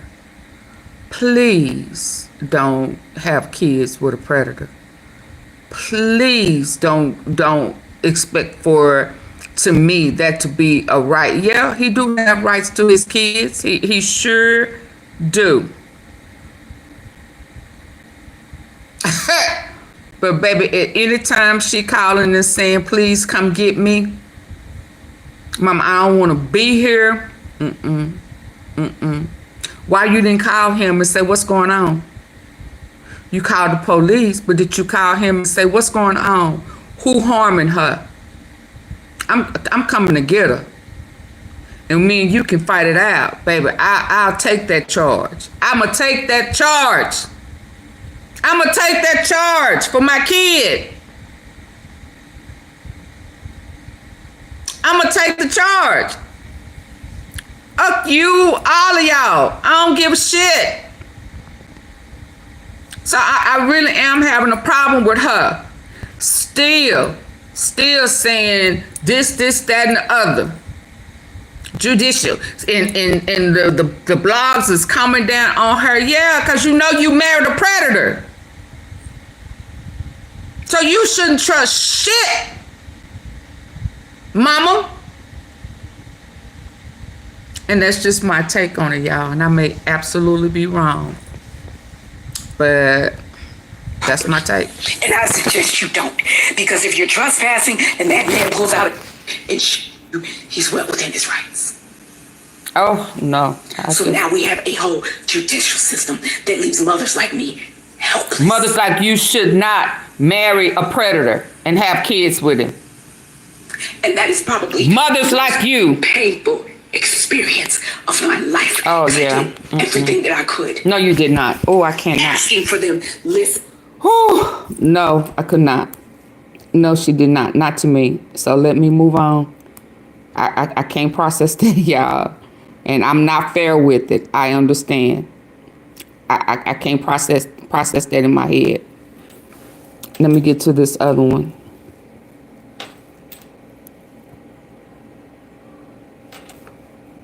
Oh, why is it not letting me get here? Not here. Christina, where is it at?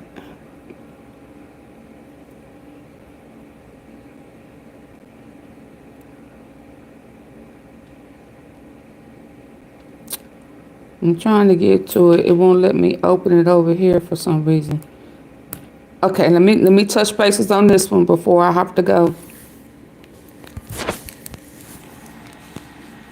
Him. He asked him for one of his gang partners his gang partner. Jailhouse records, conversations on the phone. What did he admit to? What did he talk about as in regards to the capital murder for hire charges with Yellabelly, with MO3. Trap boy Freddie name popped up, and I think they saying Jose, what's his name? Where are the notes? Bodega. And if I go to my archives, hold on. Let's go to the AunTeaFee archives. Let's see what I got. Let's see what I done pent up here while I'm digging. This is crazy. It's crazy stuff to me. That's the hotel employee. That's that one. Did I delete it? Okay, let's listen to this while I pull up that other one. Hold on. I want to hear right there. Hold on. Emergencies can strike at any time. That's why it's crucial. Yeah, they finna start snitching on each other too. Well, on the other end, she came. EJ, oh yeah, EJ's ABC hit that like button. Everybody hit that like button. Ever get to get inside, all this stuff like that. Killers even said that they got 40K. Something says we don't care if he wound up some major brain power to figure out, maybe we should get the jail. And it says testifying on Yellabelly's recordings. Now, a company called Securus, which is one of the companies that actually anyway. So can y'all hear? All that being said, let's go ahead and get over to the next topic for today. Now, Yellabelly. Shout out to Keep Talk Media. Can y'all still hear? Are y'all still with me? Let me see. Am I spinning? I don't see no movement past the vine. Are y'all still here? Can y'all still hear me? Give me a 1 if you can still hear me.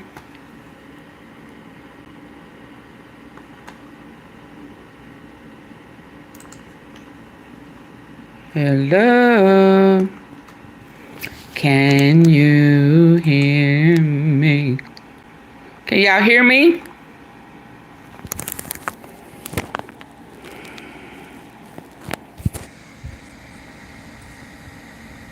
Hello, can y'all still hear me?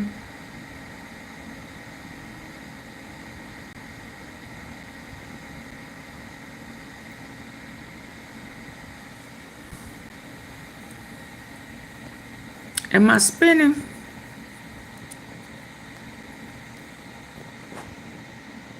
Okay, Cecilia. Okay, Nola girl. Okay. He might have actually caught a break inside of the MO3 case. So, whenever you inside a jail and you make a phone call or somebody from jail make a phone call to you and it says, listen, the call will be monitored, everything you say can, all that stuff like that, right? With that being said, those companies save those recordings. Now, a company called Securus, which is one of the companies that actually records those phone calls. Ain't that the same one that got Diddy? To come to the court, the court sanction, but they've been ordained to come to the court and testify on behalf of Yellabelly. So what I'm thinking is, if they've been called to testify on behalf of Yellabelly, that means some people been on that phone and potentially said something to the degree that Yellabelly didn't do it, probably said who actually called for the hit and stuff like that. But let me just play the clip right here, because this lady actually read the documents on Securus having to go to the court to testify on behalf of Yellabelly. Now, before I play this, I'm gonna say this. If they come to the court and they have phone calls and the phone calls of the people that did the murders and stuff is like freeing Yellabelly of anything, I think he walks. So we'll see what this says. The jail calls will be testifying on Yellabelly. He a part of the murder for hire. Y'all not understanding me. This is about to shake some stuff up because what could they possibly have that's going to help Yellabelly in this case? So the paperwork says that Securus Technologies, which is the company that monitors the jail calls, has been ordered to appear in Dallas on June 12th to testify on behalf of Marquise Conway, which is Yellabelly. Now, he wasn't even in jail long enough to have some recorded calls on him, and even so, it could be staged. But what if the people who did the pew-pewing got in jail and started talking? And they said some stuff, and the stuff got recorded, and they possibly are clearing Yellabelly from having any involvement on this case.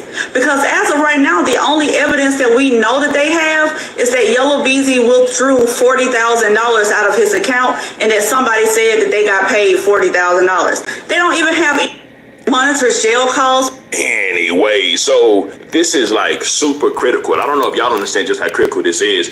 Like this, whatever evidence that they've actually got. First of all, Yellabelly's defense team must have had to go through some major brain power to figure out, maybe we should get the jail calls, and that's the risk that they're taking too, because you never know what's been on these jail calls, right? They may call them in as a defense, but then the prosecution is trying to get Yellabelly sent away for life, potentially a death sentence. You know, ask the secures a question, and secures may have to be like, well, we did have this on the phone call or that on the phone call, but if they come in and, like I say, clear Yellabelly, there's a big chance that they'll actually walk, which is absolutely insane. Seeing the fact that the feds and everybody's been, this murder happened like a few years ago, 4 or 5 years ago, and like I said, they're just now doing it. So I would have thought they would have had all the time to do all the research they needed, listen to all the phone calls that they needed, but I guess they didn't. But anyways, if I take it to the comment section, I said, do y'all think Yellabelly will walk free? The first comment says yes. The next comment says, we don't care. If he wind up free, he should just do line music. He walking. I believe he will walk away with the dub. The feds not even in the case. Oh, so it's the state case. They say, somebody says he'll walk away with the dub. It's dry. It took 5 years. Hit the like button, please. Is someone lying? Where's the audio? And if he want to take out 40K, if that's his money, so what? People who ain't never had it gonna say different. It is wild because the evidence that they have is saying that he took out the 40K. Now, I'm looking to see what is Yellabelly's defense going to say on why he took that 40K out. Obviously, we know that the prosecutors believe he took that 40K out in order to say that that was the money that he put on pretty much on MO3's head. Because I think one of the killers even said that they got 40K, something like that, right? So, but also there's word that there's a potential that Yellabelly, one of his artists, is actually snitching. So Yellabelly's trying to get all the recordings and everything to see if his artist has said any type of snitching on him as well. And we'll just have to see how all that actually goes, right? Anyways, let me read a couple more comments, and of course we'll get to the next topic. Adrian Cook says the dude locked up ain't snitching. Yeah, the dude locked up, which is I forgot something White and whatever his name is. White. He said he's not snitching, but who knows who's actually snitching or not, right? We're gonna have to wait and see till the trial actually goes, because when the trial actually goes and the paperwork comes out, that's where all the lies will be revealed and everything will be revealed, right? Mrs. Lil Yella say, damn, like, what in the blue hell? This never happens. I'm in all the business all the time. Hey, listen, Mrs. Lil Yella, I'm talking about your own time. This is like just the second topic, so you're talking about Alicia here. Real, I see you. You say hit that like button, definitely. I need all of y'all to hit that like button for me. That's inside of the live. It's greatly appreciated. Anyway, hold on, let me show y'all something. One more coming from this Yellabelly MO3 topic. He might as well stay in jail. He won't last another 5 years after they know for sure he behind it. So I guess this person is saying that the streets will take care of Yellabelly, so he should just remain in jail. If he got the opportunity to get out of jail and to stay out of jail, because he's out right now on bond, but if he got the opportunity to stay out of jail, I think he'll take his chances with the streets over being locked away inside of jail, right? But anyways, we'll just see how that goes. You already know I'm gonna keep y'all updated on. Hold on. Why am I showing this one when I go here? I thought this one, I'm trying to show y'all what they're talking about and who. But why do I have this one with his name on it? Okay, let me go to the other one. Hold on. Because I was about to say, Keyone wasn't in Dallas if they was wanting from Dallas County Jail.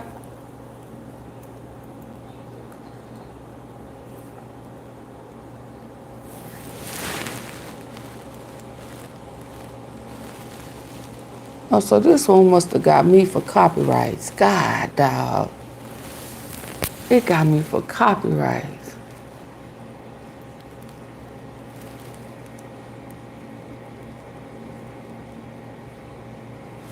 Okay, so hold on. It got me for copyright. Hold on. Hold on. Hold on, y'all. I'm gonna show y'all some. Cause it's in my archive. He DRC, baby. He DRC. Which is it DRC?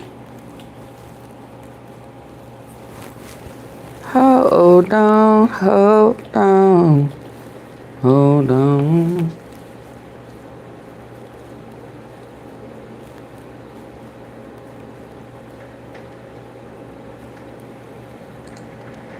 Let me see what this one is. I think I got about 3 or 4 in my archives. Let me see what this is right here real quick before we go. It's all finna turn up. But earlier when I mentioned it about the girl who brought up, brought the laws on, brought the feds with him. They been getting raided. You missed that raid last night. Showed him much love. The girl who brought up, who used to be a dancer with. Hold on. Act like. Oh, that's when they got. Tell you what's the cause for me pulling you over before they even. Hold on, yeah, I'm trying to get to it. Where she brought up After we did the interview. Yellabelly and this girl. So, okay, so here go copycat again. So, I was born like size of the city and moved in different circles. Yellabelly grew up in Oak Cliff while MO3 was from North Dallas. Beezy kicked off his music career by dropping. I just ask you, why isn't the world big enough for everybody? why is it, Lord? Why? I'm trying to show y'all the guy who. Getting out. I'm ready to just go get up and get my time in. So that means right here that they don't hit me with a copyright and didn't want me to. See how resigned he is? Mm-hmm. To going away for the rest of his life? Mm-hmm. People bitch way more about doing 30 days than they do about 30 years. Why is it not here? That something's, there's nothing they can do. I had a client that pled on a... He ain't said nothing since then, have he? Hold on, y'all. Let me show y'all, because they look like they are messing with them. This girl right here. This is the video. Human trafficking. Yellabelly. Diddy, human traffic. And minors in Dallas. Sean Cotton, he got implemented in some things. This is the video back in April. Where is Bodega? The one that they want the records from is him. All of these people, every last one of them, are all DRC, which is also Yella. He DRC. That's his game. Now, Traff not, but he was in on it. They allegedly. Key one, all of them are a part of DRC, which is his game, which is who he hired to take out MO3. Because here I have what I put: MO3 hitter, Keywan White, Benzo, and Yellabelly was betrayed by GRC turned state witness, which is what I was implying was him.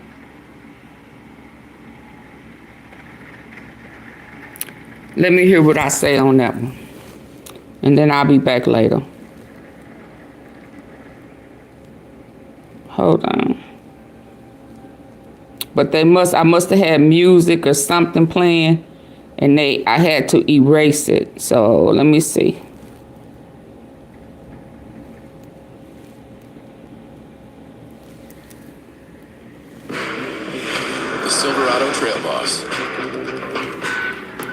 and up to 495 pound-feet of available torque. And some really big plans ahead of you.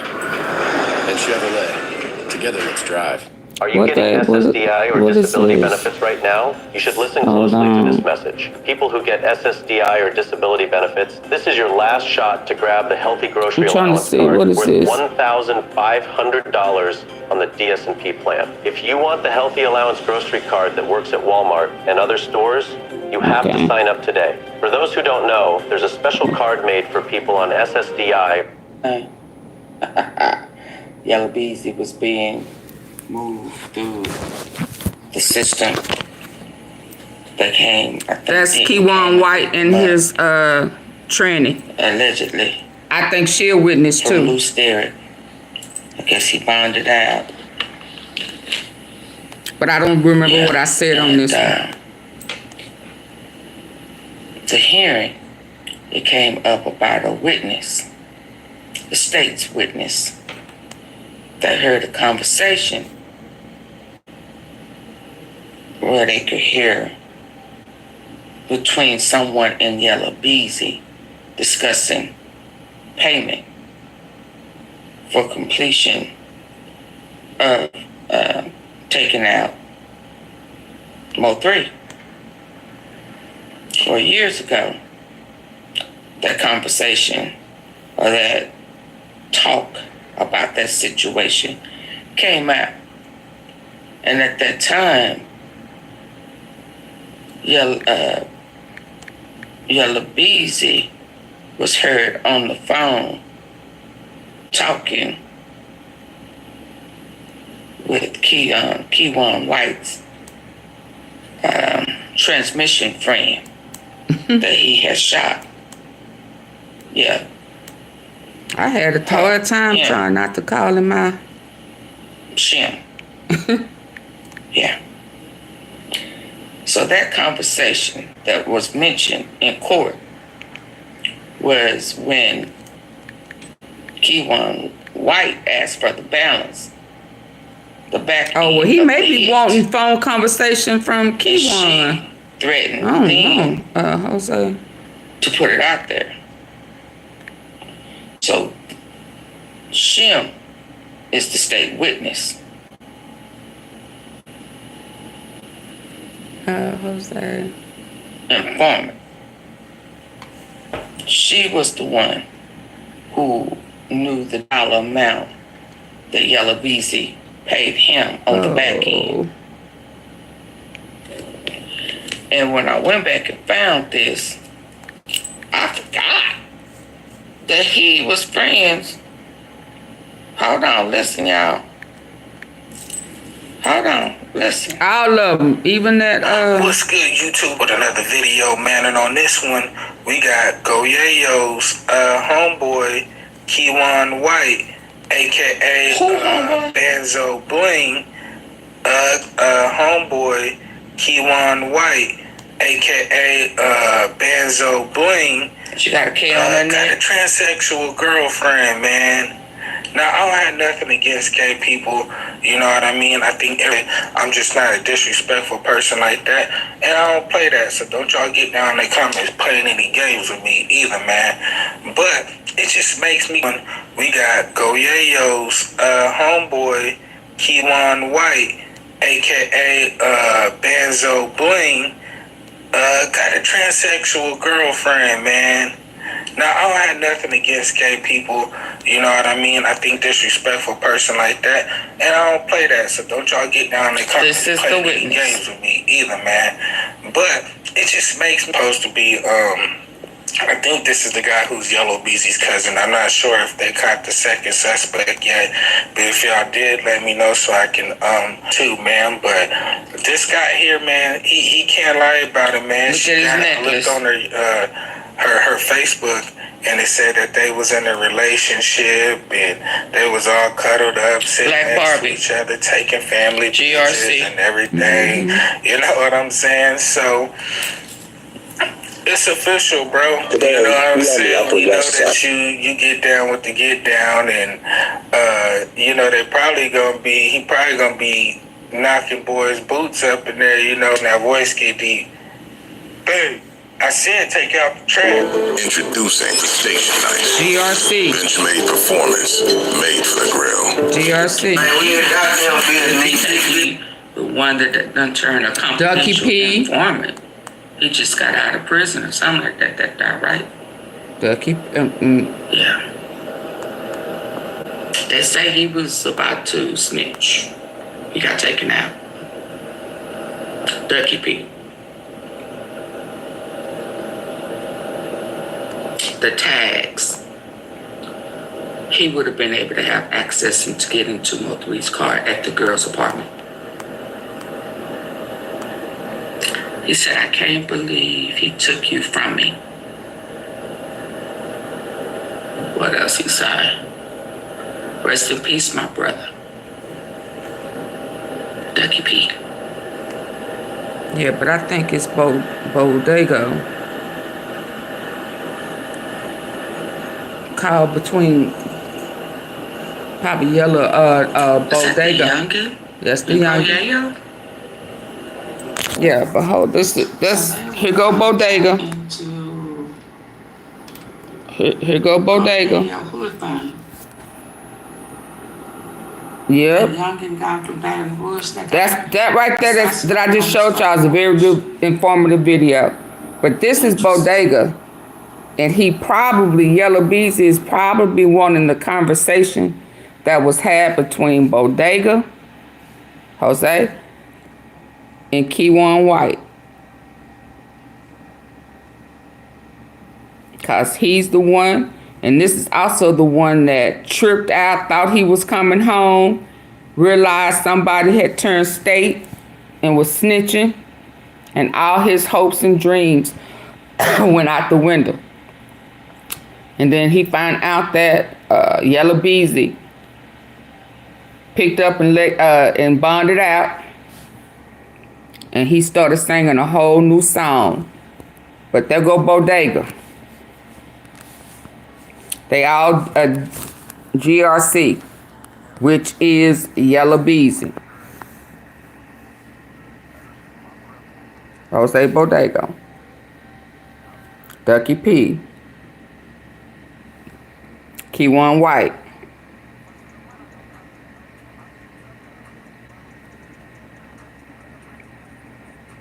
So let me stop because for some reason I had to delete that video before. Let me show y'all. And this is when I remember when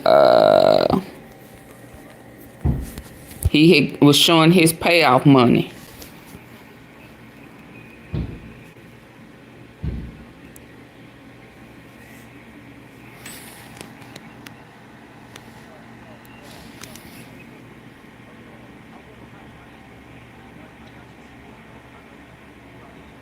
I'm trying to see if it's gonna move and show. No, he just stay here. Hold on.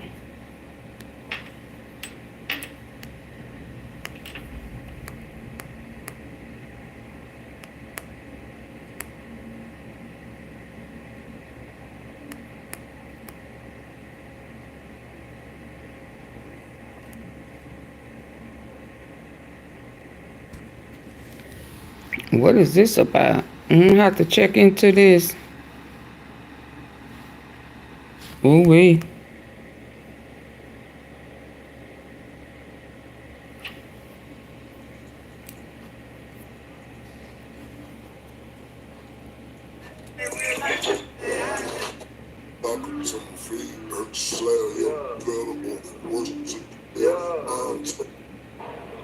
Ain't no way to beat this shit. It's just gotta wait to the end. I gotta go all the way to show,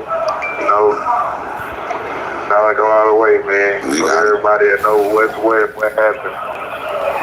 Right, you gotta go. So now you gotta go. Or he want the evidence tape from Darren Brown. Yeah. Not Darren. So it's over with, though. It's over with for sure, though. But it is what it is, man. What you mean it's over with for you, or what you mean is like what you think is still coming home? Oh, that's over with. Oh, that's over with. So what made you give up? I just and it's just over with, man. Right. You know, sometimes you just gotta accept life for what it is. Right. This call is from a federal prison. Piece of myself, bro. It is what it is, you know. Right.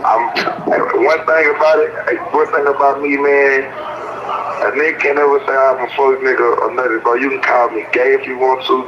You can call me whatever you want to call me, but a nigga can never say I did no fuck shit to nobody. I always was loyal to everybody.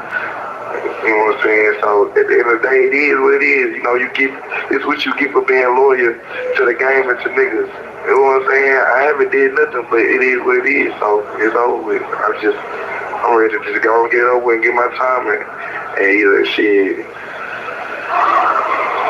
I just told my lawyer straight up, man. It is what it is. Just fight for me. Shit. I don't care. Just fight for me. Just show me that you gonna put a fight up for me. That's all I care about. But you know, did you see the news? I seen all that. Right. But see, y'all the one not seeing what's going on. I haven't been to the county. That's all I gotta say. I know you. I know you. Okay, so he talking about he want the video from Devin Brown. The custody reached by now from the government and everything, but you know how that shit goes. I'm still here. I'm still going through hell. You still here going through hell, so I don't got no family. I don't got nobody. You know what I'm saying? If that was the case, I would have been there with. I don't got nobody. I got a little couple of family to make sure I'm good when they can. But okay, y'all. I'll be back later. So you mean you ain't telling them, right? Hell no. That's what I'm saying. Like you ain't telling. That's what I'm saying. But we all know who's telling. That's why I said that to you. That's why you gotta pay attention to how I'm talking to you. That's why I said some of the words. I got to go all the way to show everybody the real. Right. You got to go all the way now to show everybody the motherfucking real. And like that's what I said in our last interview. That everybody's gonna be fucking shocked. When? Because truly, I could give me something that, you know, a nigga might can come on to. You know, I could go probably try to get a 60 ball or something like that, you know, just to get out their way. But, man, fuck them. I'm going to go out of the way. I'm going to make them pay. You know what I'm saying? 'Cause I can do